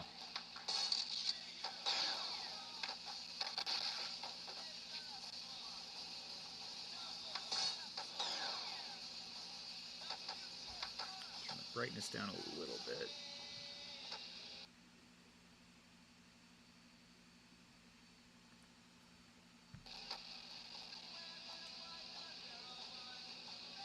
Does it pause automatically when you bring up the control center? It does, yeah. Oh, that's sweet. Or I thought it did. Huh.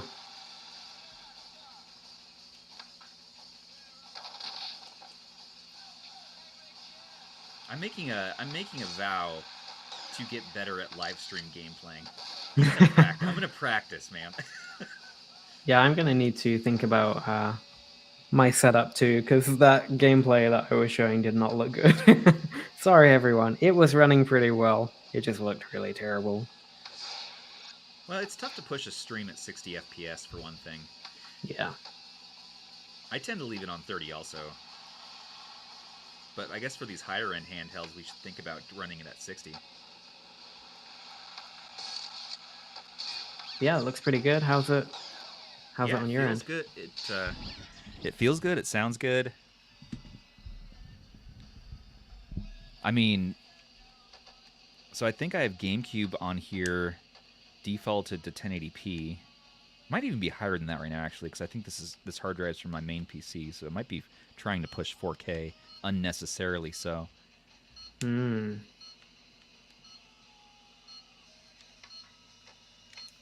To reply to Kyle in the chat, yeah, I hear you, but ARM and x86 are entirely different things. Like that, you can't really compare the wattage and like the performance you get out of each. It's just completely different. I'm hoping that the next generation, like the Odin 2, for example, will of ARM-based handhelds will be really good with PS2 and GameCube. And then these PCs are going to be mostly for extremely high-end stuff and AAA PC gaming. That's just how I see it anyway. Word. Duh. Yeah. What are you doing over on your side of things? I was trying to think of something interesting to show. Let me see. I don't know if I have any Xbox 360 on here or not. I can't remember how far I got with it.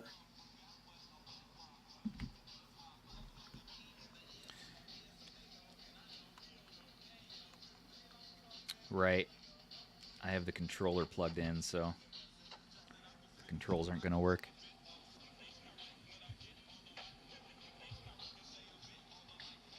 Yeah, let's see how we go. I'm going to put some Xbox 360 on and I'll let you know how it goes. Yeah, let's do Xbox 360. I was going to do Xbox like I kept saying, but it turns out I don't have the ROMs on here right now. I spent so long earlier just trying to get Xbox games to work, and I was just like, I give up. You're done with it. It's a lot. Yeah. It's a lot of steps, and it's tough to get right.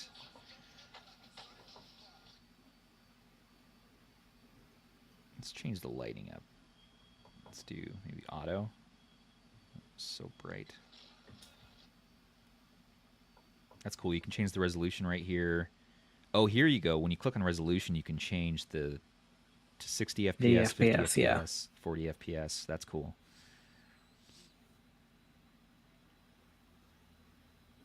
You got the fan. RGB. Hello, Chicken McNugget. Let's see it with the lights off. Oh, okay. Yeah, I've actually had the lights off for a while, but I can completely turn them off.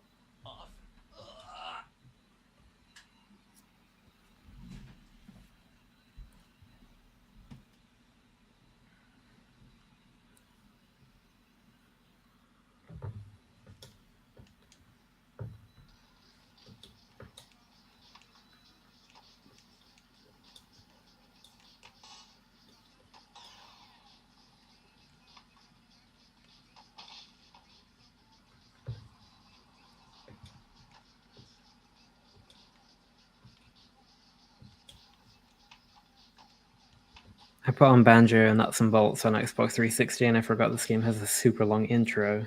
Oh, no. So I'm just trying to get through it real quick.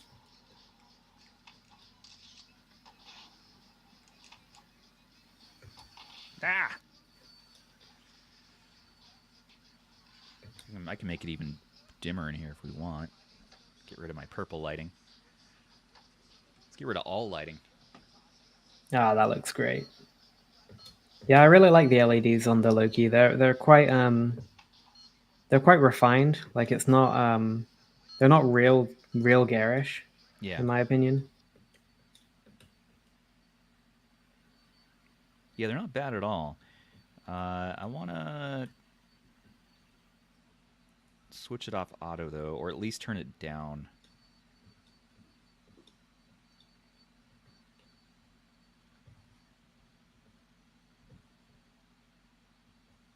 Manual mode.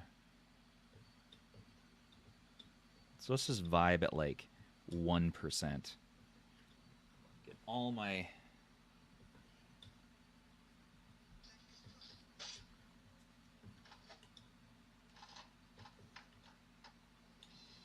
Actually, Kyle, that's that's my fan, not Stubbs, because I'm running Xbox 360 over here.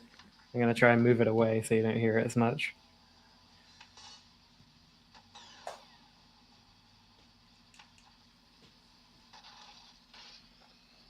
See, now I just want to mess with the lights for a while and just... Let's do like a purple. It's fun.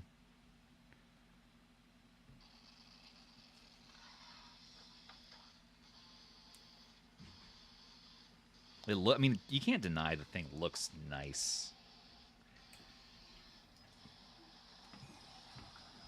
Oh yeah, certainly. Yeah, I mean, it's a beautiful handheld. Like, you know, I think that,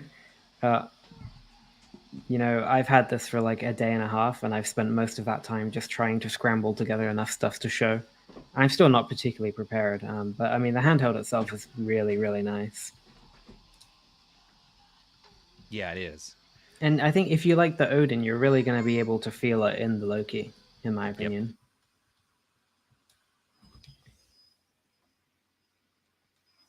So I'm just going through a cutscene in Banjo Nuts and Bolts on Xbox 360. As you can tell, the fan is ramped up quite a lot here. Look at my my light there. In which system are you playing again? Sorry, Xbox? Xbox 360. 360.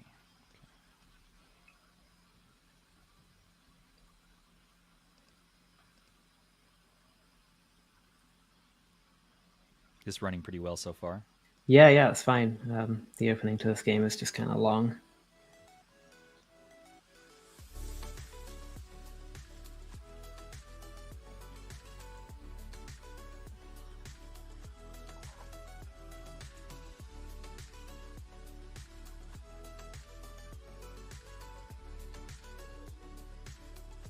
This is such an underrated game, really. It really is. Yeah. That's one I've never played.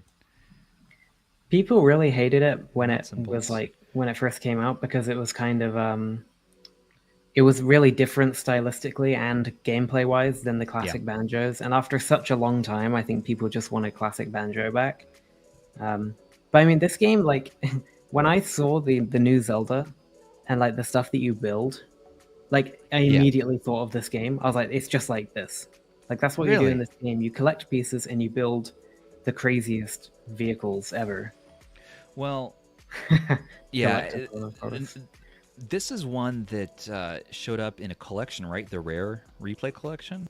So you can get it for your Series X or whatever. Yeah, that's right. Yeah, that's nice. Right, yeah, sorry, it's just kind of a humorous opening here. They're wondering if you're maybe actually at 25 FPS. It might be. Let me see if I can tweak it a bit.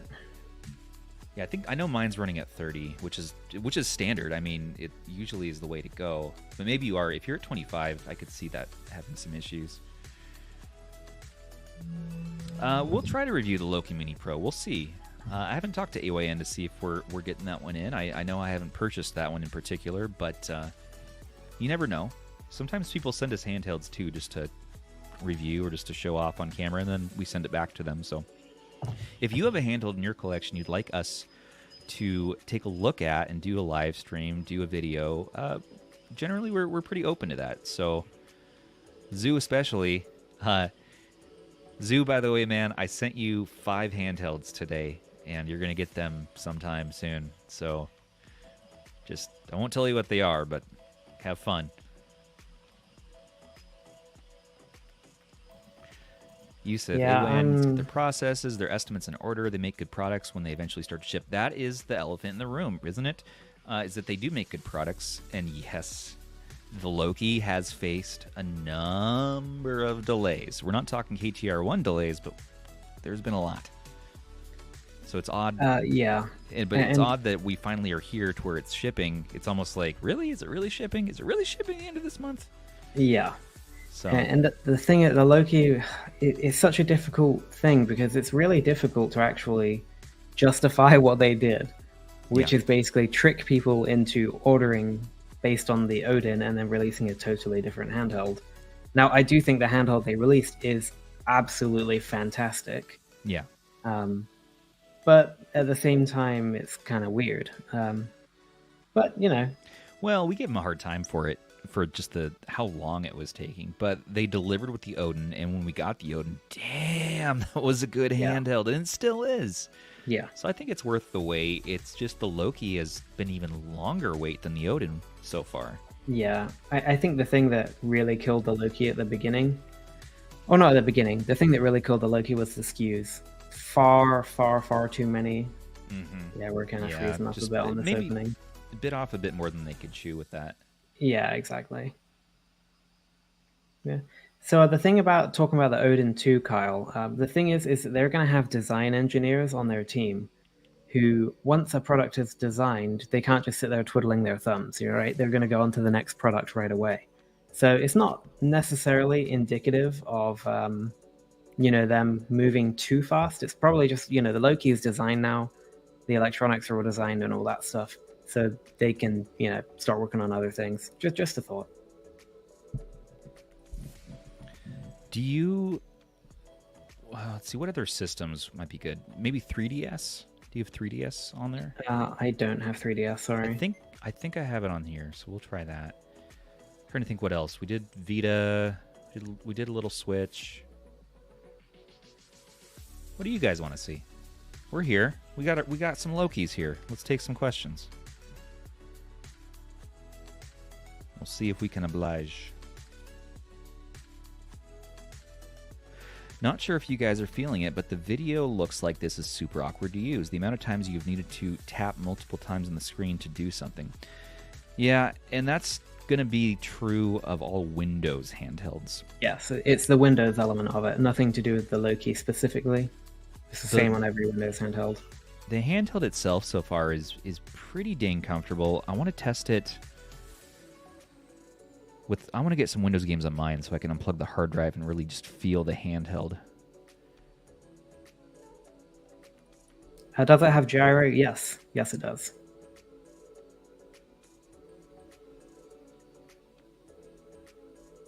So Josh, sorry, not Josh, Ghost 1069X about the Odin 2. So that the plan that they've said is that they are going to ship a few Odin 2 units very soon, is what they said, to reviewers and stuff. Then they're going to launch an Indiegogo campaign, and they want to ship 1,000 Odin 2s right at the beginning of the campaign.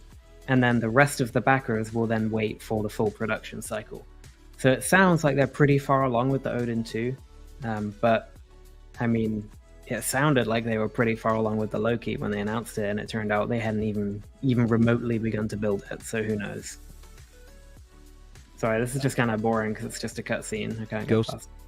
and Ghost wants to see Game Pass. Yeah, I'll load up my Game Pass here in a minute. We'll have time to kind of get through everything.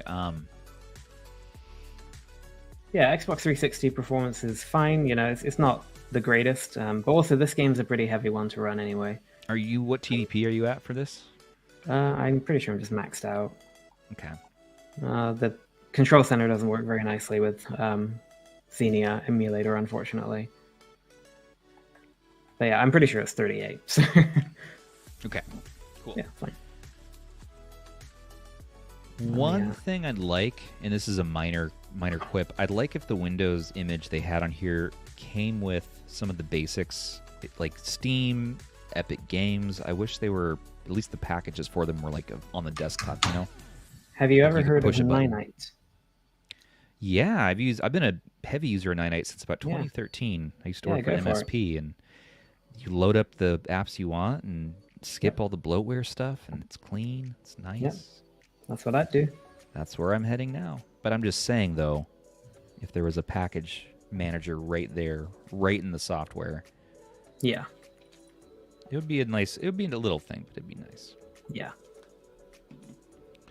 Okay. Protein says, I need Xbox 360, and Wii U emulation on Android and other ARM devices. Yes, then I will see you in 10 to 15 years, I think. Then I'll see you in hell. Yeah. Yeah. I'll see you sometime in the distant future. I don't think that's happening anytime soon. No.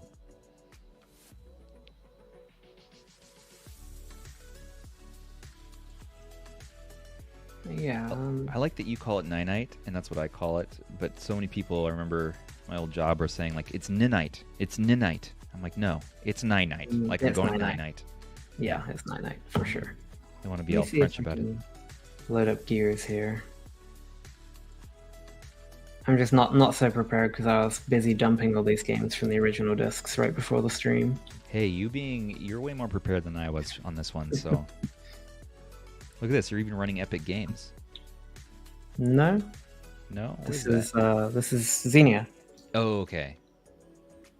Oh, but it's Gears, right? Yeah, Gears. Gears, yeah. Oh, come on. Gears of War. My goodness. What a game. Gears of War and Gears of War 2, and then everything after that was just bleh. I only played a little bit of Gears of War, just the first one.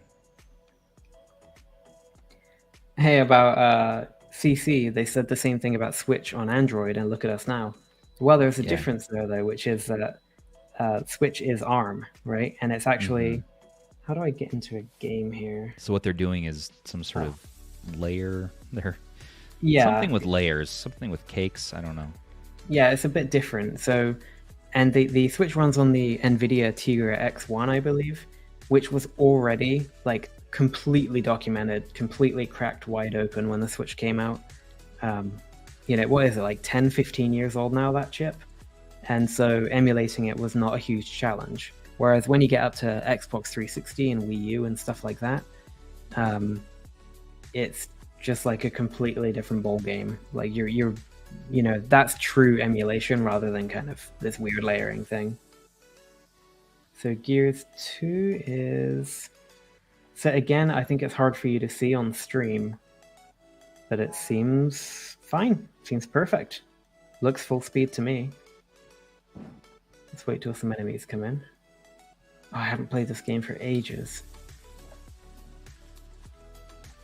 There's a little bit of lag now that the enemies are coming in. Again, I'm wondering how much of this is caching. Yeah. But the accuracy on these sticks is so good.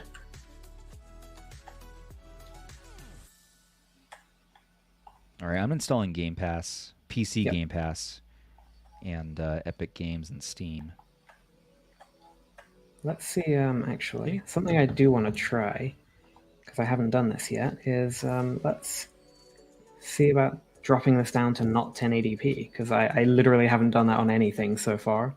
And the thing is, this is the same with the Odin. This screen is so small and sharp that 720p looks absolutely fine on it. Absolutely fine. So let's see. Oh gosh, this is weird. I don't really know how to use Xenia. Can you lower it in the emulator? Maybe not while you're playing. Yeah, I mean its settings are pretty limited if I remember right. Well, let's see if this is gonna work. Yeah, the Loki control center does not. Oh, actually, it's locked at 40 right now. Hey, there you go. That's why. That might be why Banjo was so bad as well. Actually. Especially if it's trying to push 60 and you have it, set to 40. Locked. Yeah, that's exactly. You're gonna run into some issues. Maybe we should redo or just look again. Yeah. Or play a different game, but. Let me go back in here. How do I get full screen? All right, let's try this. And these are the fun. Yeah. These are the things we do live. Like this is what you get from the live experience. Is you're seeing the reality of the technology and the mistakes you can make. Yeah. It's not all prim and proper, which I like. You know, I like that it's raw, and people can see what they're really going to get. Yeah. And exactly, Chris. It's one of the joys of testing a new device is we're going to have to find these pain points and work through them. And you have to differentiate what's an issue made by the company and what's an end user mistake. Or something. You know, I'm hearing this fan and I can't wait anymore. Okay, you got to smell it. He's doing a little smelling. Smells so good. Smells so good. So freaking good. Oh my goodness. That vent, oof, and it pushes out that air 3.5 feet. You can smell it a mile away. Beautiful. No. That's a joke, by the way. You cannot smell the Loki a mile away. Just to be clear. The bears can. But... So actually, let me explain this gameplay because my stream is, as we know, a little bit messed up. This is fine. This is perfectly playable. I'd say it's running at 30 solid, maybe more than that. I think the original game ran at 30, if I remember right. But I mean, you are going to have a ton of fun playing Gears of War 2 Horde mode on the Loki. And yeah. I like to judge games in that way. You know, when I'm testing something, if I can imagine myself playing this, then I will play it. And I'll be happy with it. It doesn't need to be completely perfect, but this, to me, this looks perfect. This looks perfect to me, so... I mean, yeah, it looks beautiful. I think you fixed that issue, too. Yeah, it was definitely... The motion looks correct. Yeah, it was definitely locked at 40, trying to push 60. How's the horizontal screen tearing? Chris is asking. I haven't seen anything. Yeah, I haven't noticed that either. I don't know. Maybe it's the emulator. Xenia seems pretty early on, right? It's not particularly. I mean, it's not mature, but it's not brand new. Maybe it's something to do with that. But yeah, I mean, this is perfectly playable. I'm actually super happy with this, to be honest. Good. Okay. Let me jump out and let's. I want to try Banjo again. Yeah, Prytoon said Ratchet and Clank Rift Apart is coming to PC soon. That's true. But you know what's not is the 2016 Ratchet and Clank game, which is a direct prequel. So I don't know why they wouldn't bring that one out as well. But that's just me being pedantic. Pedant away. Oh, you know what? I bet Banjo is going to make me do that whole intro again. Let's just, if it will, I won't show it, but... Fair. I'm just slowly entering all my account credentials. Oh, this is running so much better. Good. Yeah, I'm not worried so far. I know that if we push it and we start to optimize, configure, you're going to see... I mean, check Russ's Front Row Gameplays video. Check Taki's video. That's going to be the more polished Loki experience once you kind of get everything set up how you like it. Yeah. Yeah, for sure. I mean, I have not given myself time to get familiar with this device yet and get it really going, so... Because you've had, what, a day with it so far? Yeah. Okay. And most of that time has just been scrambling to try and get as many things installed as possible for this. to do this. Actually. So yeah, this is... enjoying it. Yeah, Banjo is okay. It's pretty slow. Yeah, this one's not that great in terms of playability. But you know what? I seem to remember maybe it's these force fields slow the game down. Because this game was weird like that. I mean, it never ran full speed on 360. So yeah. Yeah, like this is Zelda, right? Like, you know what I'm saying. You're picking stuff up, you're moving it around, and you're building vehicles with it. It's pre-Breath of the Wild, but it's similar. How do I do this? Game complete? Do more than one? Yeah, so this is pretty slow. I mean,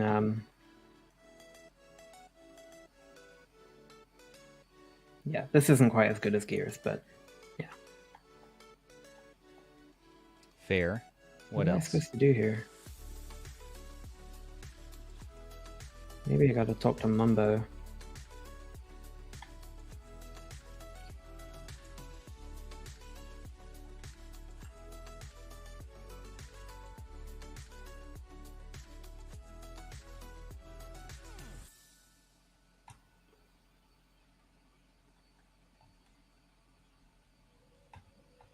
Alright, yep, come on.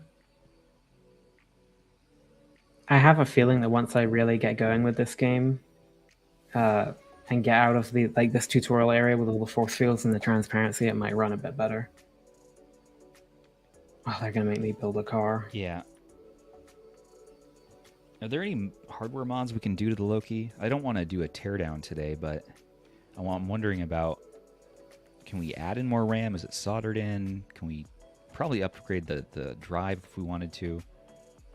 You can change out the hard drive. It's a 2242 drive, so not the same that's in the Steam Deck.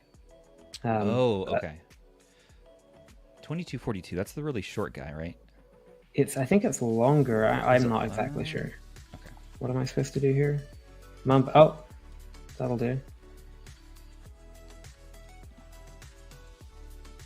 All right, there. The force fields are gone. Let's take a look. It's okay. You know, it's a bit slow. There's a lot going on. So you know, we'll not quite as playable as Gears was. Let's try a different one. What else we got? That's all I got for 360. Okay. Sounds good. Any other PS3 games we can play? I do have one more. Yep, let me get into it.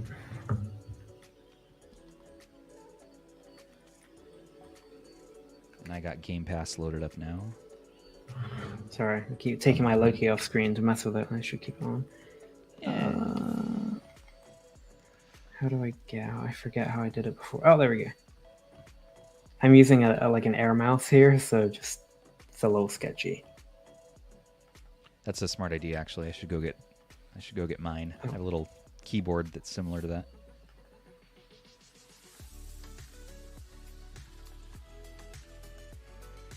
So back to PS3. So I've got a game which I thought would be pretty cool to show because it runs really well with a lot going on.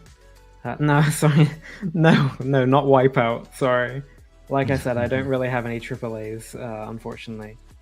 But I've got Dynasty Warriors Gundam 2. God knows why they didn't continue the Dynasty Warriors Gundam series, but I don't know. This game's pretty cool because you get tons and tons and tons going on screen, and it runs perfect. Nice. Okay. Amazon linked to the Wii, the Air remote. It's just like some like $5 remote on Amazon. Type in $5 remote on Amazon. That's all you need. It's called a Wii Chip Air Mouse, so go for it. Whoa. Get some of that samba music going.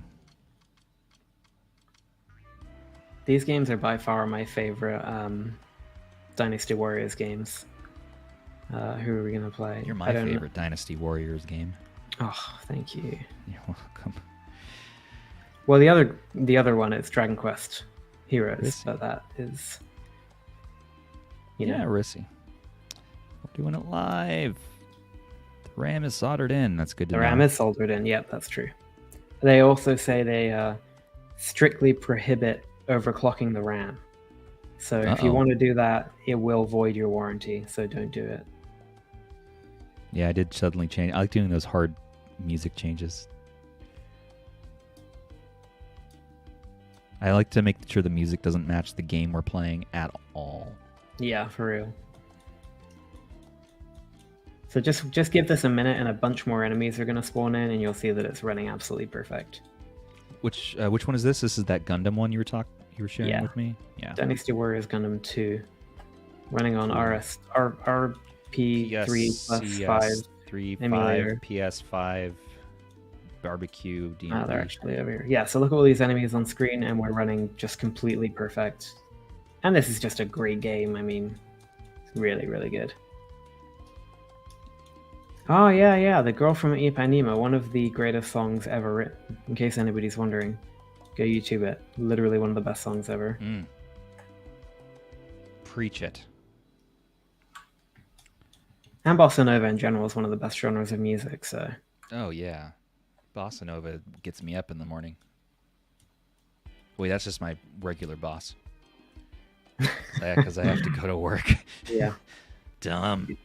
The only real problem with this game is they invert the camera direction, and you can't change it as far as I know. Yeah, so that's rough, but that's the game, not the emulator. But yeah, I mean, again, like if you want to play this game on the Loki, it's perfect. It's so perfect. Like it's really, really incredible. Let me go find some more enemies. Destroy them. You must take them out, Shem. Destroy. You are a robot from the future and someone needs to teach you how to love. I'm not a robot. I'm piloting a robot. Do you not watch any anime at all? Your voice just turned into a chipmunk during that sentence and it was amazing. Do you not watch any anime at all? I think you'll find it. Gundam is one of the best sci-fi properties ever made. I've never seen it. I can't say that I have. I've watched some of the Dragon Balls, and I've seen the Evangelions. I've seen some of the Cowboy Bebops, and the Sword Art Online. But Sword Art Online is no. I'm not gonna get haters on the stream. But okay. Is that not a good one? I don't know anything about anime. You know who has watched Mobile Suit Gundam Wing start to finish? My dad. Your daddy? Yep, my dad. What is your dad, and what does he do? He was a postman for a long time. So is mine. Now he's my stepdad. He works in care. Oh. He takes care of other postmen? No. Oh. But yeah, like pretty cool, right? Like this is running full speed. No issues. Again, you probably can't tell on my stream, but this is 1,000,000,000% solid 60 FPS. No doubt about it. Neon Genesis Evangelion. Yeah, it looks good. Call Anime Animu to piss off the weebs. What are the weebs? Is that a band? I don't catch up with internet culture. You know that band that did all the SpongeBob music. Oh, yeah. That's the Pineapple Under the Sea band.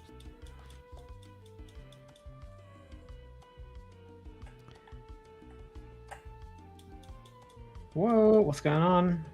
Some kind of anime showdown. Oh, yeah, there you go. That's how you do it.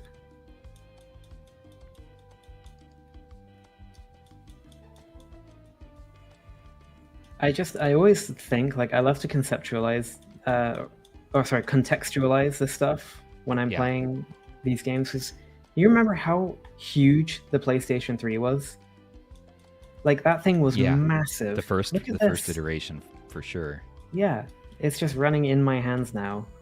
Not even on native hardware. Like, that's absolutely amazing to me. That's fun. I mean... Yeah. I still can't believe. I mean, this is exciting for us because this is our first time, both of us, using a 6800U chipset. Yes. So this is all new hat to it. This is all like, what can we do with this? And probably a lot of people watching and other reviewers, it's like, oh, 6800U. Well, obviously this runs and this runs and this and this runs and that. Well, this is new to us, so we're exploring. Yeah. And yeah, that's something that I try and do on my channel as well. I always try and make sure that I take care of the basics that not a lot of people might know, you know. It's really easy for me to say ARM x86, but, you know, maybe somebody doesn't know what that means. Yeah, and it could feel differently next week. Like I said, I'm going to try out the Win 4. I'll try that against this, and then the ROG Ally. We have one of those coming, so what does that do compared to this? And, of course, the Steam Deck. So, and I feel like Steam Deck versus the Loki maybe isn't the best comparison. I mean, I'm not sure. It's not apples to apples anyways. No, but I mean, the Loki is more powerful than the Steam Deck for sure. Power-wise, yeah, but I mean, comparing the UI, the software experience, they're just night and day, and so I want to do like other Windows handhelds, because they're all cumbersome. Just by being Windows handheld, it is crazy cumbersome, annoying. This is why I don't ever use Windows handhelds long term. I always go towards a Linux handheld or Android. I appreciate this handheld and what it's offering, but I do want to see some other firmware options. I really do. I want to try EmuDeck and load that on here. That sounds like a good solution. Yep, 100%. So... let me reply to somebody here. I just saw a comment. I remember Retro Breeze back when he used to do Miyu Mini explainers. Simple times. I just started a new Miyu Mini series. Go check it out. He's still doing that. I'm still doing it. I'm still here. Let me run the banner for that. Subscribe to Retro Breeze for more. Oh, I don't know why I took that out. I'm gonna need it. By the way, with everything we've been doing on the stream, my Loki's gone from full battery to what is that? Where is it? Do they not show you? 28% battery. Well, yeah. Well, let me swap over to mine here. Let's do another hard music change. We're just pick a random song now. What do we got? Dr. Delight. Take It Outside is the song. But you know, this is actually where Kyle makes a really good point about like when he was talking about TDP and wattage and stuff like that. Because like the thing is, you're never ever gonna match battery life on something like the Odin versus the Loki. Like the x86, it's never ever gonna be there. We're at 24% on mine. Oh wow! Have you charged it since you unboxed it though? No, it was at like 60% when I got it. So I mean, I'm not surprised, and I don't expect the world from the battery. But it is a thick boy, so I do kind of expect to push 4 or 5 hours on lower end gaming. Yeah, that's kind of where I want to see this. You know, actually, about carrying a power bank. Another one of Kyle's comments. Yeah, I went to my hometown at Christmas, and I took the Steam Deck with me. It's about 5 hours on the train altogether. You know, I played it until the battery was at like 10%, and then I had a 20,000 milliamp hour battery that delivers 65 watts, charged it all the way up again, and discharged it. And that's not actually that bad of an experience, to be perfectly honest. Yeah. For playing Final Fantasy VII Remake for 5 hours on a handheld, that's not so bad. The game's bad. I'd like to report that I have not had that issue, that screen issue that you've been getting, so that's nice. Yeah, I wonder what it is. But whatever it is, you know, I didn't see it in, you know, Taki didn't mention it, Russ didn't mention it. It's probably just some screw with my unit, but no, that's fine. It's a pre-release. Or not pre-release, early release, I guess. Early, it's first batch, yeah. Yeah. There's one thing that I'm about to unplug my little keyboard in order to plug in the charger. So that single USB-C port is a bit of an inconvenience. Yeah.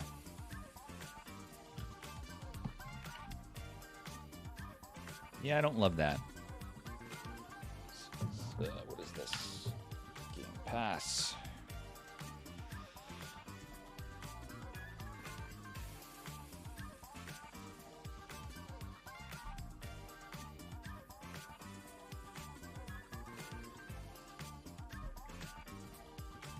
And I love these joysticks, though. They are so good, aren't they? I cannot get over how good they feel. I actually meant to measure like the radius. It's got to be like 2 centimeters. Yeah. Like it's massive when you move them around, and I wish I had talked about this when I was playing Forza, but when you're playing like a racing game and like a rally game, you have so much control. And coming from something like the Odin, where you've got the switch sticks, night and day. But there is an interesting caveat to that, though. Yeah. To these sticks, because I was playing Sonic Frontiers. It is very comfortable. Yeah. I was playing Sonic Frontiers, and in that game, you can run in really, really tight circles a bunch of times in order to get rings and stuff like that. You actually can't do it on the Loki, because the sticks have such a wide range of motion. You can't keep the really tight circle. It's kind of interesting. I think that's like one use case where this might not be like it's 99% instead of 100%. But yeah. Well, sorry, I keep going off on it. No, you're good, man. I want to try a Game Pass game. What should we do? Oh, I don't know. I guess doesn't really matter since it's streaming. We'll do Shredder's Revenge.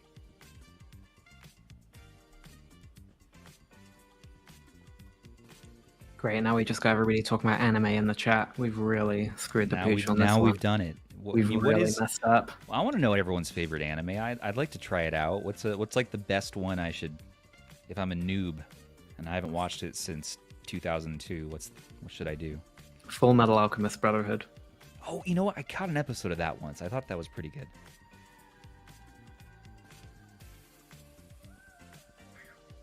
I got out of anime like right after I left high school, and I've never really been into it again, and I'm really happy about that. But here's the thing though. I say that, but I'm 144 episodes into Dragon Ball Z Kai right now. Is that just good? Like watching a couple of episodes while I work each day. Is it a comfort show, or is it like actually a good show? I went into it just thinking, oh, this will be something dumb to have on in the background, and I'm freaking hooked on it. Really? so good. And it's a lot better than you would think it is. Like, it's not just really dumb. It actually has some really good characterization and stuff. And yeah, it's good. Oh my god, we got Trigun in the chat. Yep, that's a great one. That's like the Wild Arms of anime, except there is a Wild Arms anime. So, Tenchi Muyo. Oh my god, that's one of the first anime I ever watched when I was far too young to watch it. Oh no.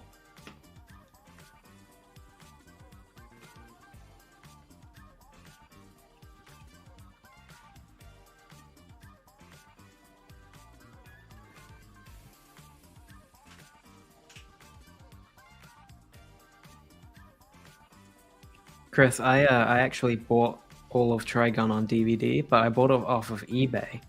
And back in those days, they were all these like cardboard fold-out things with like 20 DVDs, totally counterfeit, and they all had like burned-in like Japanese subtitles. It was so funny, in retrospect.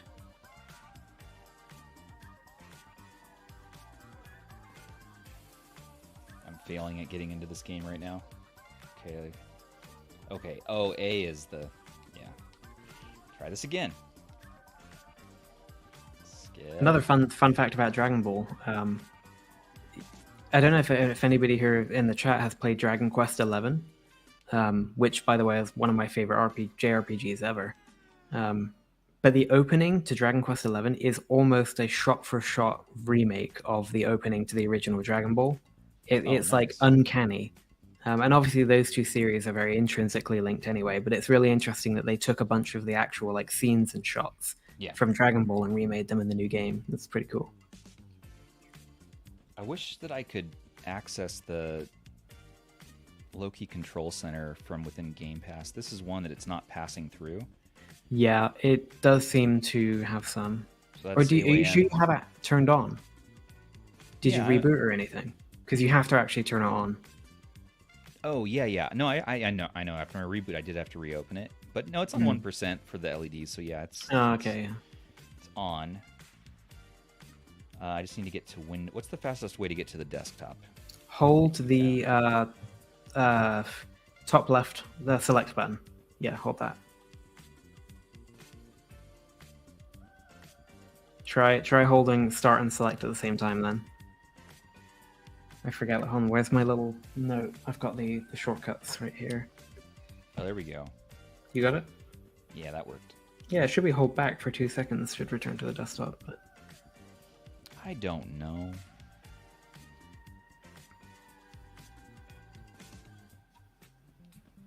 I just wanted to get the brightness up a bit for that game, that's all.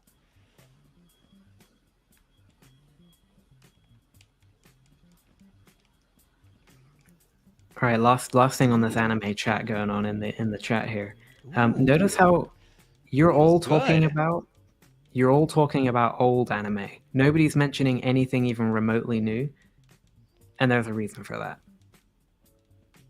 But yeah, this is looking good, Stubbs. Old anime is better? Yes, exactly. Okay, got it. Are you sure that's not like an old man get off my lawn sentiment? Oh no. Like, this is one of those times for sure. It's respected. Okay. Yeah. Can never be too sure. How's the D-pad in this game? Well, first of all, I want to say that I'm a lazy joysticker on platformers a lot of the time, so just the joystick feels really, really good. But the D-pad, I mean, feels very accurate and comfortable and almost pleasurable to push. Tweak. Which was why I loved the Win600 so much, is I loved playing the D-pad game, indie gaming on there with the D-pad. Mm-hmm. And just the chunky form factor, like this, feels really good. I would love to play some PS1 on here, especially. Yeah. This is like my ideal setup for PS1. Upscale it to 1080p and put on all the good shaders and just get it as good as you possibly can looking. But yeah, the vibration, I gotta say the vibration feels really nice. It's not just a brute force brrr vibration. It's nice and granular in different spots. Do you feel like there's more vibration on the right-hand side than the left? Well, this game's really only using the left and the middle, but Well, you know what? Let me play like an FPS or something. Let's get out of here. Now, Game Pass. Let's see. What is...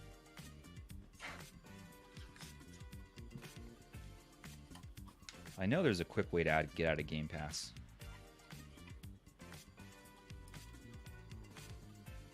This is the thing that you never experience with the Steam Deck ever, because No. you've always got that quit in the Steam native menu, and it's So something that This is another reason why just Windows handhelds in general can be so damn cumbersome. Yeah, absolutely. Just the worst software imaginable. For this purpose, Windows it's so unsuited to a gaming handheld that it's kind of ridiculous. It's really not for me. Yeah. Maybe Hi-Fi Rush, High on Life. That's a good one.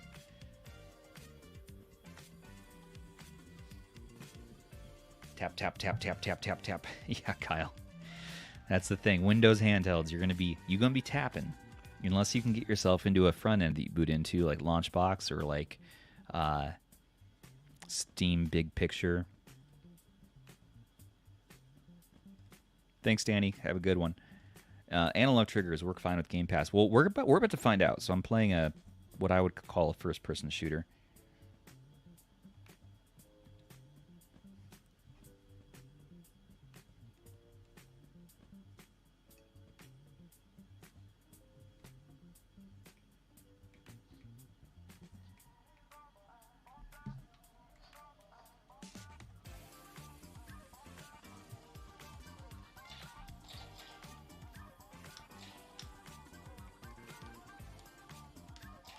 Ooh, yeah. Nope. Both left and right triggers work and are very responsive. Damn. Ooh, look at that. Hold on. Yeah. Okay, you can feel... You can slowly do little micro graduations. That's that benefit of that. Of that Hall L2 R2 trigger. That feels good. Yeah. So I would say the vibration is more stronger on the left than the right.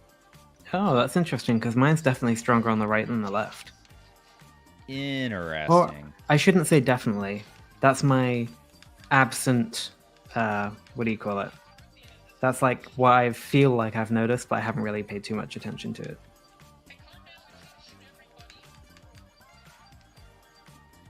Do you have any Steam games, any other Steam games loaded on? I do, yes. Let's do that next. What do you got? I've got Dragon Quest Heroes, Halo, Sonic Frontiers, Sonic Colors, Sonic Castlevania Lords of Shadow. Yeah, Sonic Frontiers is a decent one because it's not a great PC port. I don't have High on Life for PC, no.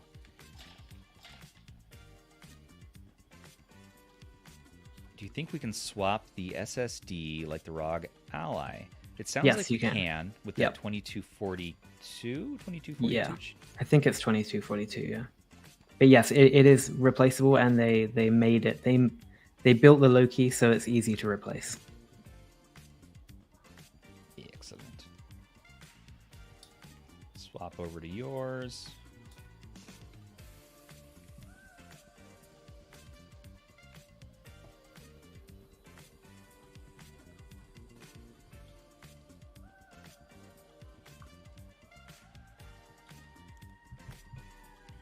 So yeah, it should be good. Sonic Frontiers. Sonic Frontiers is a strange old game because I love it as much as I hate it. That's one I haven't played before, but I've always been interested. So it's not a great port. It lags on even my PC. But you know, here we go, just running around, having fun. Well, straight off the edge. That's what this game is about. There we go. All right.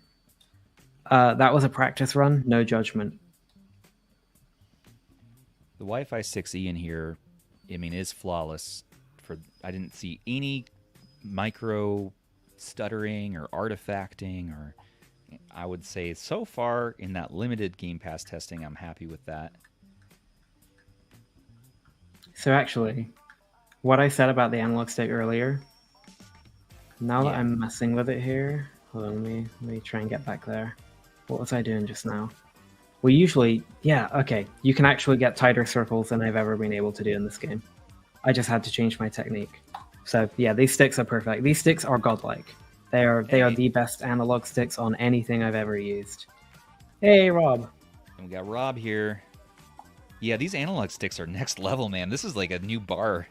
It is a new bar. They're so much better than anything else I've ever used. Easily the most comfortable analog sticks I've felt on any handheld, including all the AYANEOs. I only had the AYANEO Air and the 2021 Pro, but of any Windows handheld or even Android handheld, I think these are the... I want to have these now on everything, especially the Steam Deck. Yeah, they're so freaking good. And seriously, like, you know, if you're worried about them not being whole, just don't worry about it. You don't need them. They're just amazing how they are. And in the end, I think it was a great decision to focus on getting big, chunky analog sticks in here. Yes. Most definitely. Anyway, let me get somewhere else here. How do I not lock on? I forget how to not... Can I not lock on? Oh, there we go.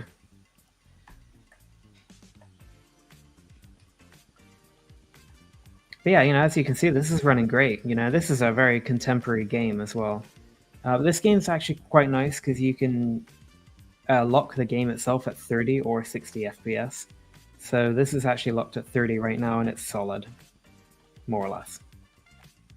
Yeah, and it looks good. Yeah, you know, you're running around, you're having fun, you're just enjoying the game, which, like I said earlier, is the most important thing to me. I love that my hands aren't getting sweaty.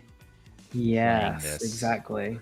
Like, the fan is loud, yes, but it is keeping cool. The fan is super loud, but the game itself is really... the system itself stays cool and runs well, so... Yeah, and if we want to do this, let's see... I got my little heat gun. Yeah, but does it have any battery, though? Yeah, it does. Okay, good. We got these American measurements here, 93 degrees Fahrenheit.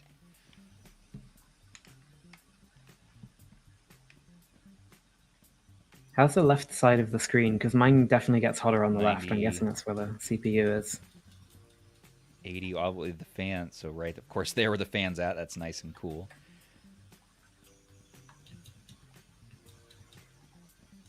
Getting hot on the left. Yeah, let's take a look at the screen.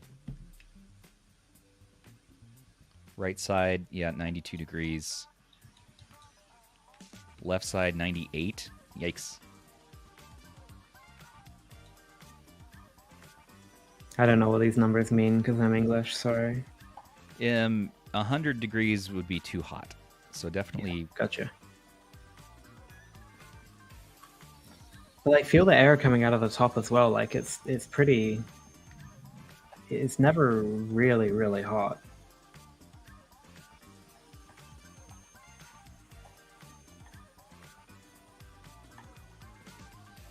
Does it feel hot? Well, that's the thing that's wild, Aish, is that it doesn't feel hot to hold. The handheld? That's what's strange. Where your hands go, no change in temperature at all. Yeah, I don't feel hot when I'm holding it. Now, if I touch the screen, yeah, the screen's hot. For sure the screen's hot. Holy crap. Yeah, the screen gets hot. But on the sides, they somehow manufactured this or engineered it somehow to keep where your hands are placed not hot. I'm impressed. Yep. The T618 line, I mean, half of those handhelds, for me, are just way too hot. So that's what you get with exactly. That's what you get with having a thick handheld like this. Yeah. With these thick booties here. Yep. They actually said that they increased the overall thickness by 2 millimeters for the pure reason of getting the thermals where they are. They seem to have worked really hard on thermals. And Rob, did we talk about fan noise? Yeah, it's a jet engine. It's insane. Oh yeah, here when you go. when it gets going, it is absolutely insane. So there it is maxed out. That's 100% fan.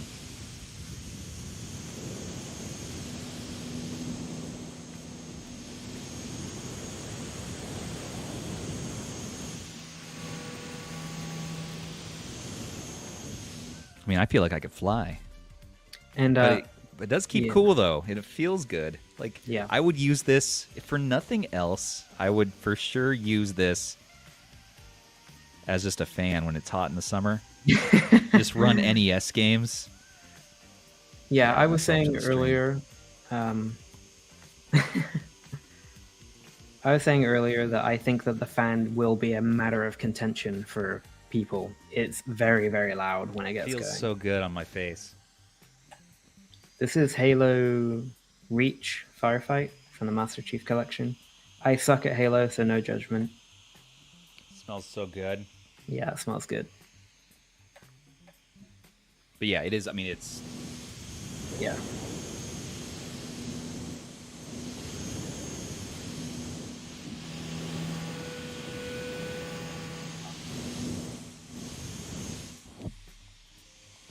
Also, Rob, I also wanted to say that I measured it earlier with a tape measure, and the propulsion of the air gets about 3 feet from the Loki, and you can still feel it. The fan is absolutely mental. Oh god, there's a... What is that thing called? Banshee? No, it won't be like that most of the time. So that is the fan maxed out on purpose. Normally, if you leave it in auto mode, it'll ramp up as it needs to, but you can customize your fan curves to fine-tune it how you want. Yeah. Here's what it sounds like on auto mode by default. Quiet. Yeah. Barely hear it. And if you take a look at Taki's initial impressions, he shows his fan curve, and it seems really efficient and effective. So, what am I doing here? Where is everyone? Oh, here they are. I spent all of my high school years being humiliated in Halo, so I just want you to know this is a deeply emotional and harrowing experience for me to play this for you live on stream. Do you feel that you're being healed? Do you feel that time heals? I feel the opposite. Time actually makes things worse. In this case, in Halo, yes. Okay. You gotta feel these analog sticks. Rob, you gotta feel these, man. Ridiculously good. You gotta touch it, flip it, reverse it. Smell it. Smell it.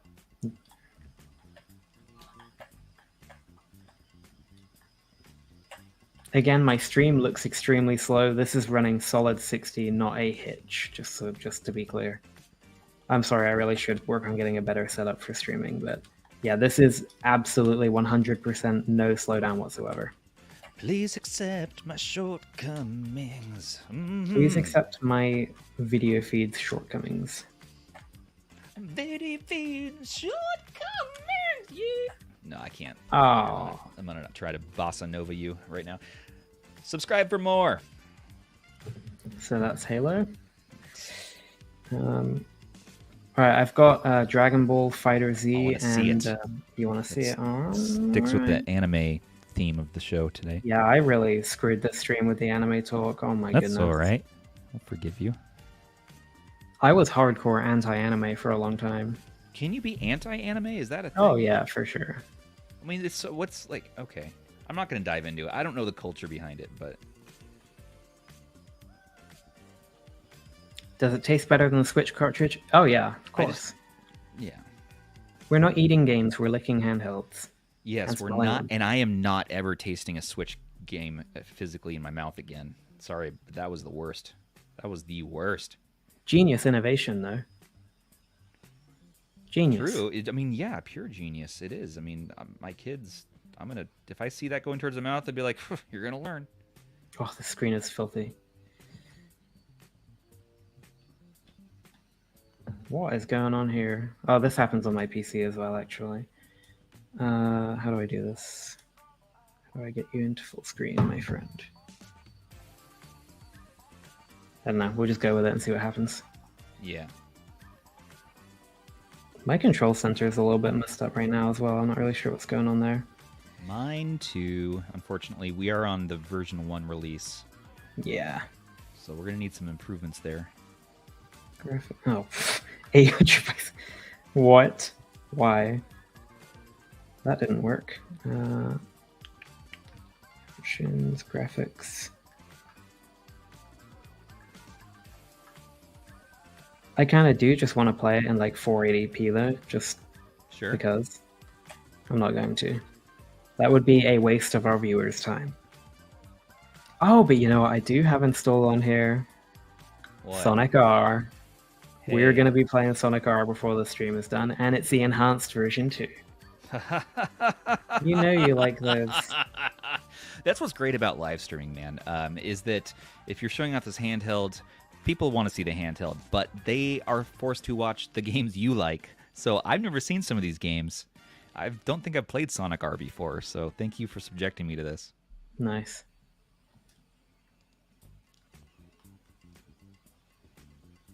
I'm not good at fighting games, so no judgment.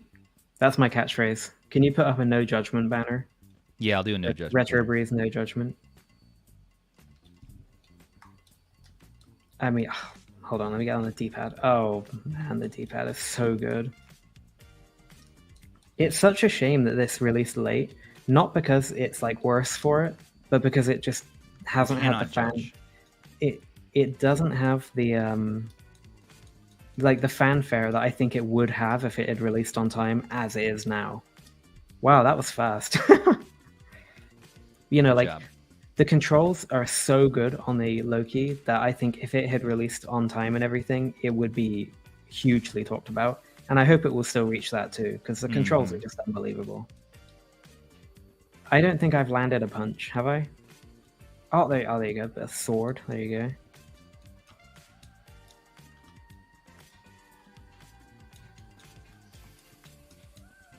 Sorry, Retro Breeze. This isn't Planet Fitness. I didn't get the joke. That's a gym here in the U.S. Oh, yeah, we have Planet Fitness. Come on, I'm not on Neanderthal. Well, I don't know what you have. I know you have Nando's, which has the best chicken and froyo. Nando's is yeah, it's a staple. That peri peri sauce. I'll go to England again in a second for that medium spicy peri peri sauce. Yeah, that's good stuff. But then I would go back to the US for B-dubs, so... Sure. Fair. Can somebody tell me? Oh, okay, I remember now. I don't know what the Planet Fitness joke's about either, though. I'm not sure how it ties. Good lord. That seemed unfair. All right, here we go. I'm gonna do this. No, I'm not. I'm dead. I got Epic Games going here. I wonder what game I should do.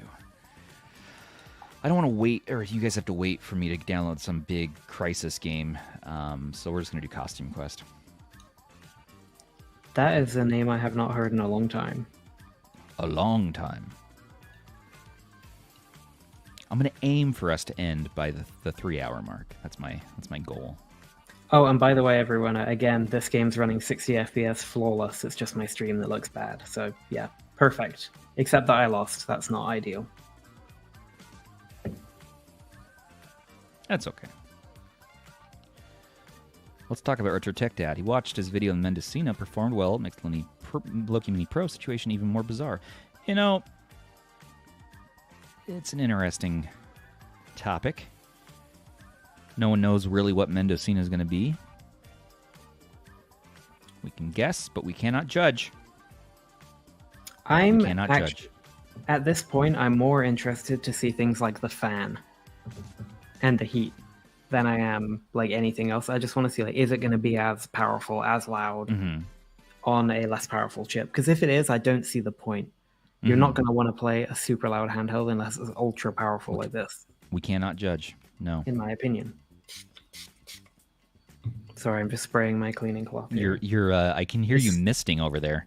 Yeah, this is for everyone. Just cleaning this sucker up for you. That's nice. And all right, I've got Horizon, but I don't really want to do Horizon because it takes like 10 minutes to load. Okay, maybe a different one. One more, and I'm almost ready for I'm ready for Epic Games. We want to switch to that. Let's jump into Lords of Shadow. Okay, oh wait, no, let's not. Hold on. Okay. Nope. Oh no. Nope. Yep. Here we go. Make my dad sounds. Oh yeah. Here we are, everyone. Okay. The enhanced version. Enhance. Oh yeah. Everybody, everybody is here to see Sonic R. That's the thing, and we haven't given to them so far. We haven't given them Sonic R. Yeah.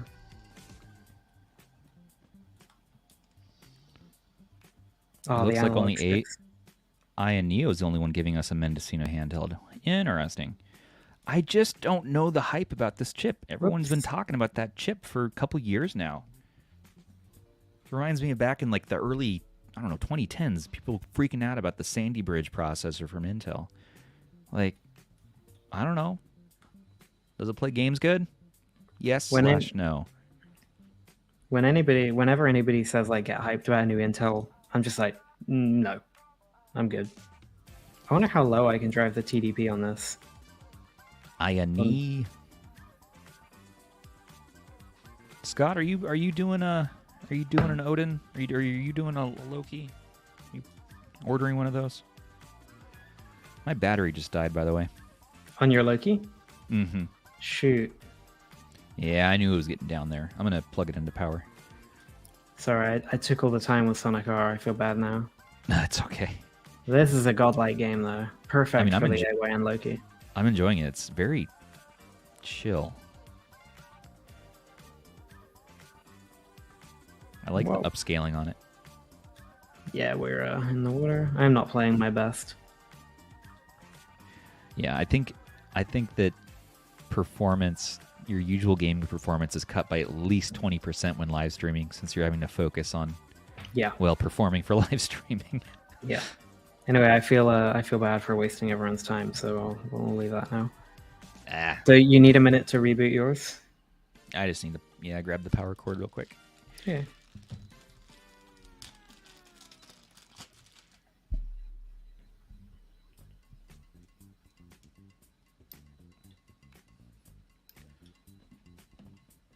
Do.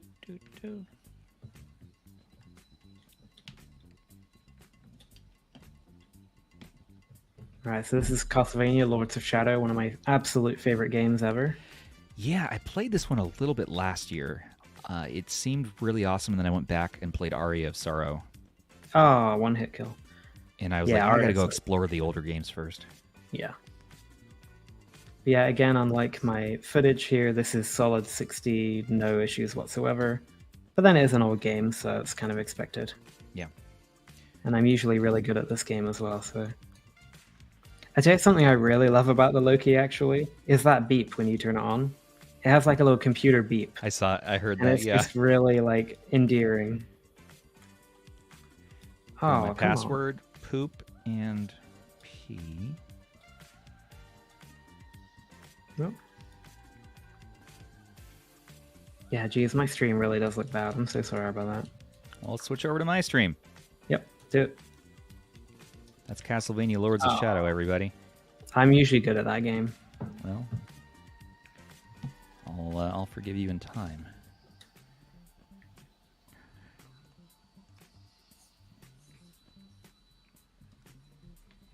Okay. So this is Epic Games. Got my power cord in here now.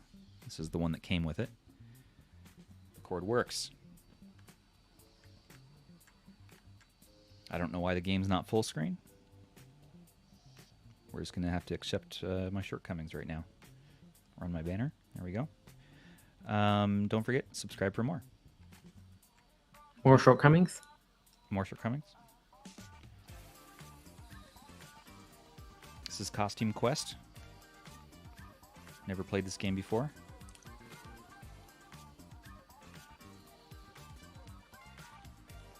But it looked cute. And from Epic Games, you can launch the Loki Control Center, so that's cool. Oh, I know what it is. Can you bring me up real quick on the stream? Yeah. Everybody, okay? There's a transparency slider. and it was all the way down. That's the What is problem that with about? That's the problem with my Loki control center. That's why it wasn't coming up in Xenia. It was just down. So I'm an idiot. Oh, All right, me sorry, too. go ahead. These are the little things that we learn, though. Yes. That's what this is about. Yep. That's the point of this live stream, is to fumble about.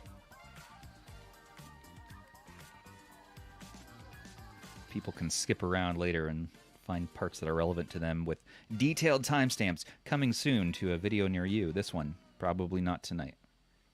Timestamps actually take quite a while on these streams. Hey, Peter, just to answer your question, because it's something we talked about a little bit earlier, is me Stubbs. Oh, how warm the device is at TDPs of 20 and up. In the hands, this thing does not get warm at all. All of the heat is on the screen and the back and the screen and the top, basically. But where your hands go, there's no heat whatsoever. Like, in everything I've done since I've had the Loki, I've never noticed it being warm in my hands, which I think is pretty incredible. Same here. I do have to echo that, which is strange because it is getting hot. Or I'm crazy. Let's see. I think it's hot. It doesn't feel hot, but we are at 100 degrees Fahrenheit, which that's hot. That is very, very, very hot.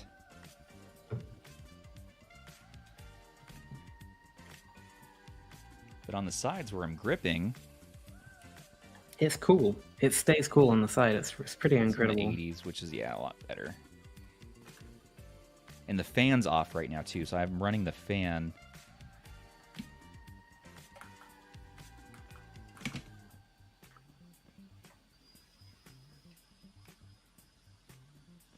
So you're probably hearing my fan too, because I just booted up Horizon Zero Dawn and it's screaming. It yells. So yeah, all I wanted to show is that Epic Games do work. I don't want to waste your guys' time with the progress bar to download big games in here today, but do expect more content from our channel on this handheld. H is going to give a deep dive review. We might even send it to Zoo, God willing, and we'll go from there. And we'll make as much content as we can that is helpful for you all. That's really the end of my Loki showcase that I wanted to show. I would like to do one thing, though. I would like to try a PS1 game, just because that's my measuring stick for controls. However, I need to charge for a minute before I can do that. So go back to Shem for whatever he would like to show us next. I might be able to get a PS1 game going. Okay, well, but I've got Horizon right now if you want to see a hardcore AAA. Let's do hardcore AAA. I think that's what people probably want to see. Unfortunately, it's nighttime, so it's a bit dark. This is on Steam, right? Yeah. So again, this looks slow on your side. It's running absolutely flawless, perfect on my side. Cool. But the fan is kicking it. Oh my goodness. I don't know how to play this game either.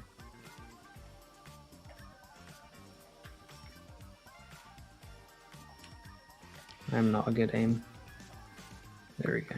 So I guess 100 units are shipping today and tomorrow. Yeah. 900 are shipping soon. If you're interested, and I keep forgetting to mention this, if you're interested in getting a Loki, we do have a link in our description. It is an affiliate link, so it does support the channel. Or you can non-affiliate, just go to aYNTech.com. But these are now shipping, and as you can see, these are retail models here. There's a little bit of clunkiness in the UI and the software that needs to get worked out with some OTA updates. But so far, man, I gotta say the hardware is by far and away, I am impressed.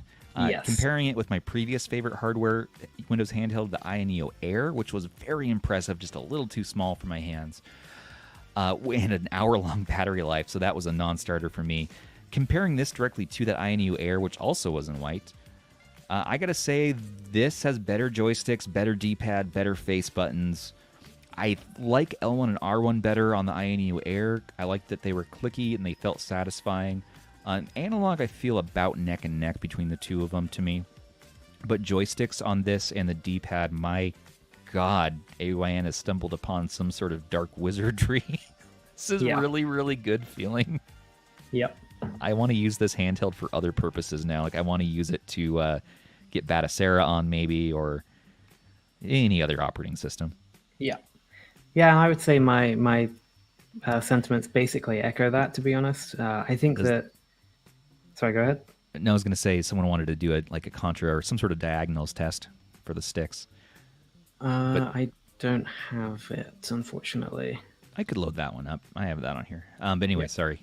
You're saying? Yeah, I would just say, like, my initial impression of this thing... Shoot, I don't think I got my BIOS.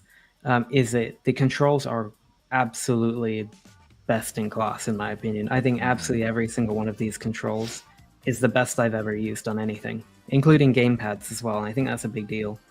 You know, rough around the edges in terms of software, but then so is the ROG Ally, so it's not really that much of a problem right now. I'm going to see with the ROG Ally, and I just don't know yet. I think the hardware on this is super solid, and I think what they have going for them is the fact that they mastered the hardware, because their engineering team is crazy ridiculous, impressive. They're shipping really late, and that's going to be an issue, and a lot of people cancel their orders. I know that. That's a bummer. There's still time to get yourself a Loki if you're into this, if you want to see this. Forget that it's a 6800U chip. Maybe go for the Loki Mini Pro, which isn't shipping yet, but shipping soon. The Loki Max is in that same price range as the ROG Ally at what, $700, $800. Yep. So it's tough. More to come, I guess, on that. But I think that they've outdone themselves on the feel, the weight, the buttons, the screen. Yep. It's just screaming and waiting for the right software to match the quality of the hardware. That's where I'm going to leave it today. That's how I feel. Yeah, I completely agree. And I think that, you know, like I said, sorry, I don't have my PS1 BIOS, so I'm not getting anywhere with this. Oh, it's okay.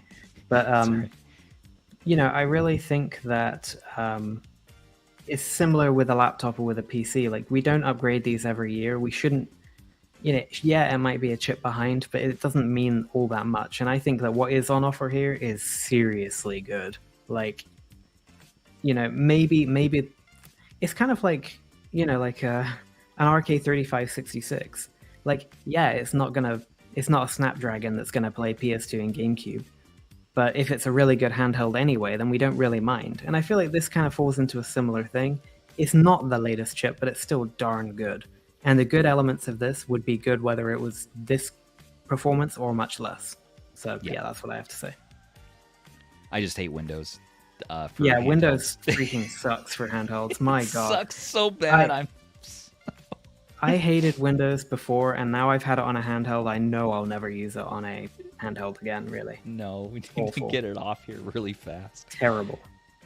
Really bad. All right, I'm going to pull up some PS1. I'm going to be honest, like, I didn't expect people would want to see PS1 on here. Well, it's just, it's the same reason I think Russ plays Super Nintendo or NES. It's like, that's his tried and true test for certain functionality. I thought I had it on here, but I guess I just don't have any BIOS. Ugh. SCPH 1001. Yep. Don't have it. Well, because I'm a good person and I don't...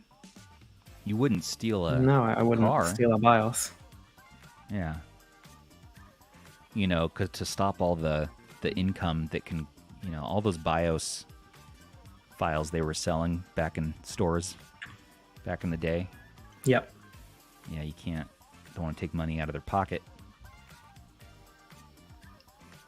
By the way, you know, I said my battery was at 28% earlier. Mm-hmm. I charged it for, what was that, like 30 minutes or so, and it's almost full. So it charges super quick. Yeah, I noticed that myself. Real fast. I'm just filling the dead space until you're ready, by the way, so just switch over whenever you want to. I'm just listening to you talk. It sounds great. Okay, I guess we can do this. Or let's see. Do I only have one game, Air Combat? That doesn't make any sense. This doesn't make any sense. You had Tekken 3 earlier. Yeah. Come on, Launchbox. What are we doing here?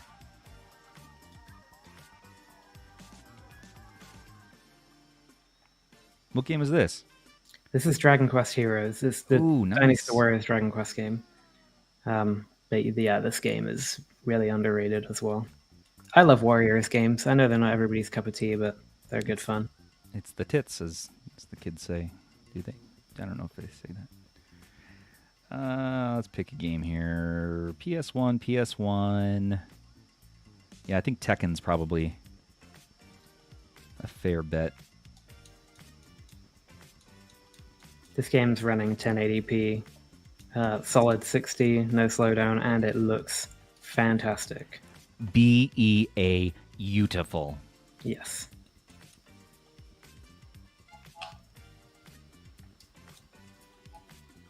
And it has one of the best protagonists in any game as well. He's absolutely amazing.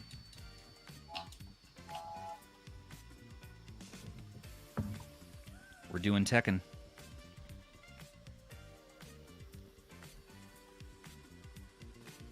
Look at that, my hotkeys work. Would you look at this? And by the way, Tekken 8 looks absolutely fantastic, by the way. Yes. I love Tekken. It's my favorite fighting series, I think, of all time. Yeah, other than maybe... Well, I like the old Soul Calibur, but I don't like the new ones, so... But yeah, I've been looking at these fighting games, and like, Mortal Kombat, like the new one, like that just puts me to sleep. I'm just not interested at all. No, it's... And then... Oh, geez, I got wiped. The new Street Fighter, like every single little thing about that game is just not my cup of tea at all. I really don't like how it looks. But then the Tekken 8, perfection. Like everything about that. Like the presentation of the trailers is just sublime. It's so good. Ah! Yes. I can't wait for that one. I hope it comes to GamePass. Well, I guess it wouldn't, because it's a Sony game, but still, one can dream. I'm a button masher, by the way. I don't actually know the moves. But I can tell you that the D-pad pivot feels very, very accurate, and yes. I'm not hitting bad diagonals or bad buttons. I'm playing badly because I'm bad at the game, but it's very responsive. Hey, Russ, thanks for dropping in. Who we got? We got RGC's here. What's up? What is up? Yeah, we got white and we got a black one. So there's Shem's. So Russ, I'm glad you're here, man. This is my last chance to not have to shave my beard. Russ, I got the chicken nugget handheld right there. He's not here to work. He's not here to work, okay? No, I know, but you could buy this for $23.66 on eBay. And if you buy this, then you could play Tetris on this. It has that double down arrow, as we all saw in the various videos on the internet. Shout out to Team Retrogue, who did an excellent video on it. Yeah, Team I like the white Retrogue did too. one on the McNuggie this morning, yeah. Oh gosh, I need to catch up on that. Zero interest? Come on, man. Yeah, you want to play the Nuggie handheld. You have some interest. I mean, well, even Mr. Udon even made a video about it. I'm really surprised about the white model. It seems everybody likes the white Loki, but I actually think it's beautiful. Changed mine to the black after I saw the black. I thought it looked really nice. So yeah, interesting. Oh wait, this isn't Steam. My banner's all incorrect. I've got a Steam game up. I'm a Throne of Lies. Hold on, but I got a PS1, and I gotta just needs to be accurate, and then we'll switch over. But okay, see, I wasn't a Throne of Lies. Okay, this was PS1. The D-pad's good. What do you want me to say? The face buttons are good. Oh, nice. Thanks. Chocho says that AYN has confirmed they haven't cancelled the Mendocino. Yay! Mendocino is happening. Good stuff. Actually, I need to make the AYN banner.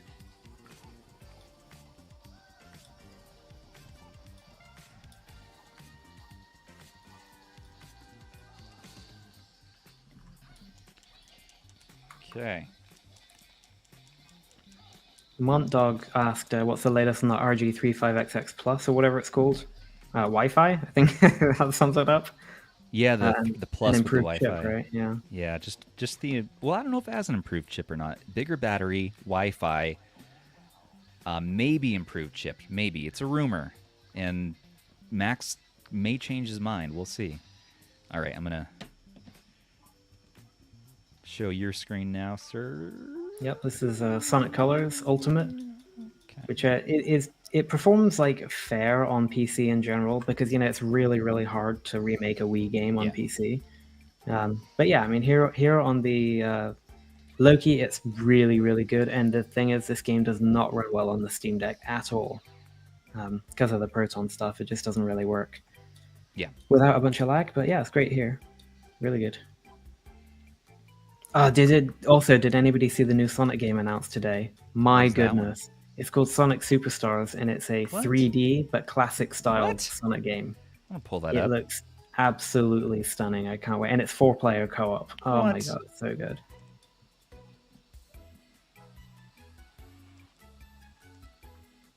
Oh wow. Russ, since you're here, I wanted to say that you're totally right about storage costs, like buying SD cards and hard drives. Oh my god, that drains my bank account like nothing else. It's crazy. This game looks fantastic. No, and that is true.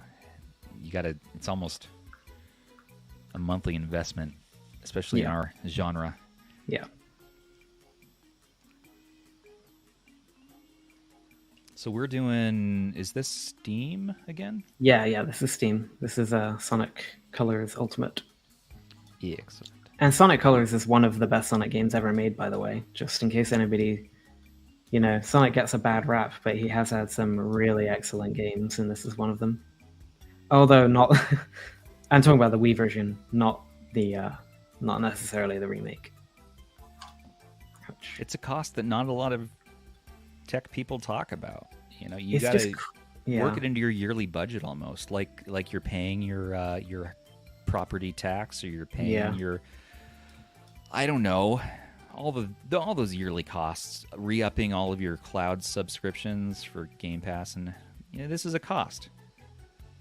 Yeah, it's something like every week I see myself going onto Amazon and ordering more storage. Can we turn off the tacky, obnoxious LED lights? They do turn off. Yes, we can. Yep. Yeah, so they're not. You can turn them off completely if you want to, and then there's also different colors, different shades, and then some different modes as well. The ambience one might be more to your taste, though, since you said they were tacky. The ambience mode kind of makes them just kind of more mellow. I think it's either matches the screen or the ambient light. I'm not exactly sure. Yeah, that's it. But yeah, you can change it. It's kind of cool. Sorry, let me turn that back up so you can see properly. But yeah, you can turn it all off. It's all customizable. It's all good, baby. Oh yeah, say that again. Wait, no. Where do we? Oh look, the Razor Loki is here. Hey. that was another. Look, everyone, it's the Razor Loki. It's the RGB. I can't with that voice. I'm never gonna live it down. I gotta do a collab with Tech Dweeb at some point. Yeah, you should do a side channel. You should do a side channel where you just do that as your shtick. In fact, are we sure that you're not Tech Dweeb? I'm not Tech Dweeb. Okay, I don't know who that is, but no, he's great though. Yeah, check out Tech Dweeb on YouTube. Hilarious. You gotta see if he wants to hop on the podcast someday. Whoa, that did everyone hear that? What was that? Spiritual awakening, or? Hold on. Something's up with the vibration here. Hold on, let me get back there. It started to crackle, the motors or something. Maybe it was just that part of the game didn't work very well or something. Sorry, I got real triggered by that. It'll be all right. And again, my stream looks really bad. This is 60 FPS. All right, let me try this. Oh, no, it seems fine. Maybe it was just my imagination. Oh, this is the area, isn't it? Oh, really, Kyle? He's up for doing a podcast? Yeah. I'll have to reach out to him. That sounds good. I have to wonder if he's going to do the voice in the whole act on the show. He has like 20-minute long tutorials in the voice. It's incredible. I mean, it is outstanding. I've watched a few of them. It's almost like a new genre or something. Anyway, that's my show. It's the Shem show. That's the Shem show, and it's also the 3 a.m. on a work night. So we're about to wrap it up here, yeah. And Pride Tunes, Sonic Love. We reached out to Sonic Love, yeah. He's not doing podcasts right now, but we're gonna check back in with him later. I hope he films with just his hands. That would be amazing. Yeah.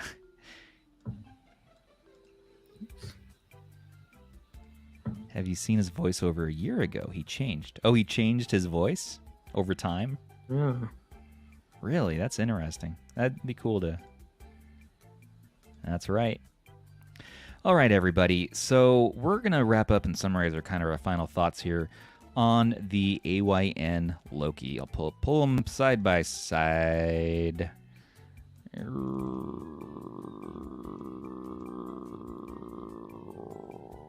Swap that up there. Yeah. Turn off this music. What the hell is happening? Sorry, I dropped a cable. Bossa Nova all day, all the time. Unenhance.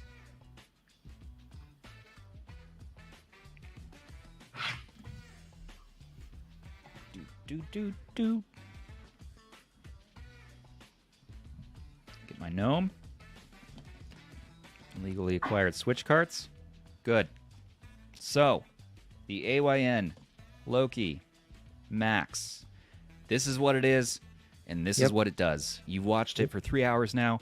You've probably watched Taki's video, Russ from Retro Game Core's video. There will be other videos. We have more videos. Retro Breeze has more videos, including this very stream. And you'll see more. I have to say that I love the hardware ridiculously a lot. It's comfortable for my hands. It's super high quality joysticks that are nice and tall and nice and big with a giant range of motion, which you just don't see all the time. The D-pad, super precise, better than the Odin. Face buttons, while shorter travel than the Odin, are very satisfying to push down, and they're soft and they feel nice. L1, R1 I like more on other handhelds like the AYANEO Air. I like clicky L1, R1. Maybe I'm used to it, but not X55 clicky. L2, R2. No, I'm a fan of the Hall analog. We really didn't get to use M1 and M2, but right now they're mapped to L3, R3, if I recall correctly. And the fan is really, really loud. Don't love how loud it is, but I like how cool it keeps the handheld. So I'm okay with it being loud if it keeps it cool.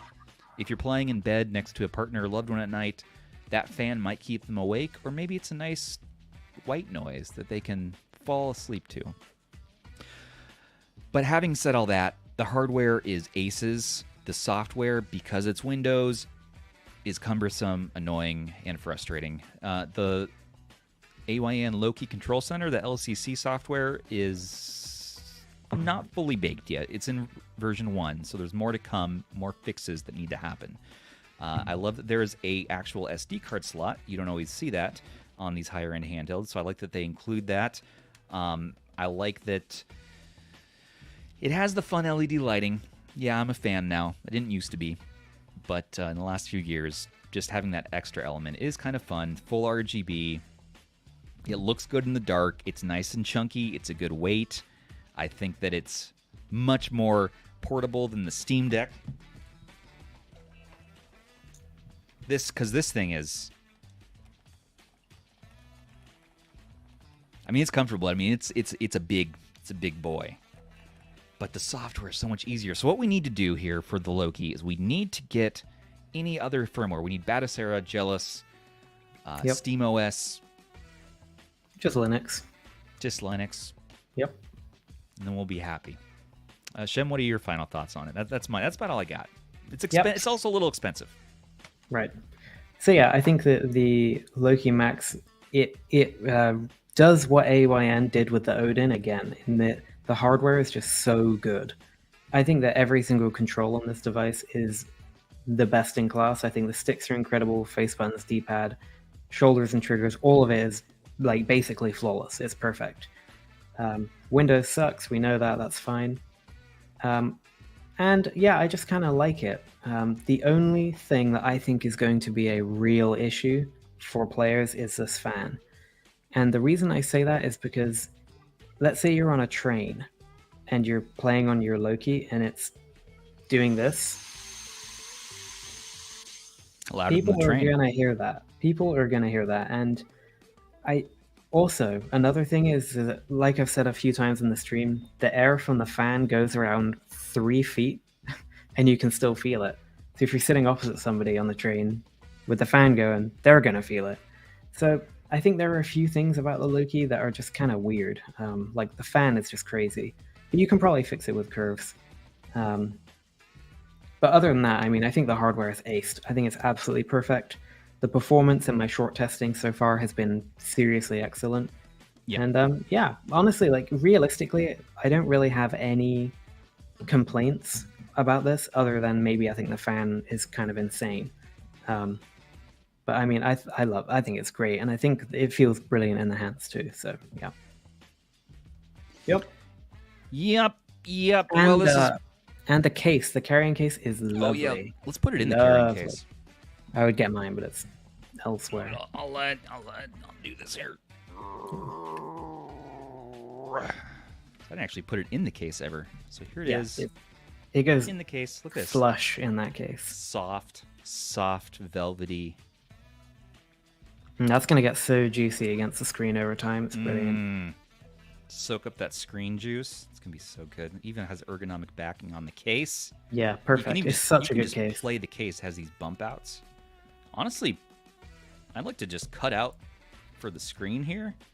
Play it like this. Yeah. Maybe that's what I think that's what I'm gonna do. I think not really. Yeah, I think the case is you don't need another case, so it's a really great accessory. But yeah, the Loki, I think it really delivers on what it was always supposed to, and I think it's brilliant. Perfect controls. I think it's here late, but it's not too late. I think we're at the tail end of late, but we're not too late. It's late. It's not obsolete. Yes. Yeah.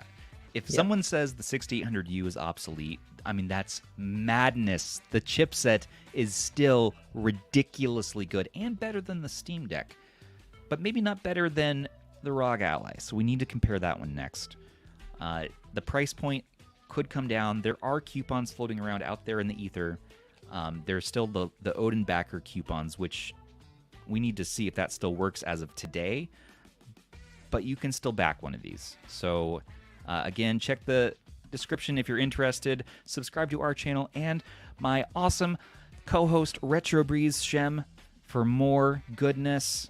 We will see you on the next video. Thanks to our own patrons and subs for holding on and pledging to us every month. We hope to offer you value, and just come to our Discord to hang out with us. We love to talk. We have a secret patron marketplace now, so if you want some of those extra discounted deals, I do a lot of my initial sales in the patron marketplace.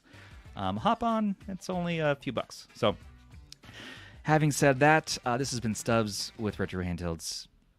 And Shem from Retro Breeze. And take care of Shem's handhelds. Yes. And no more anime. Take care of each other. Yeah, no more anime. We're done with this. See you guys later.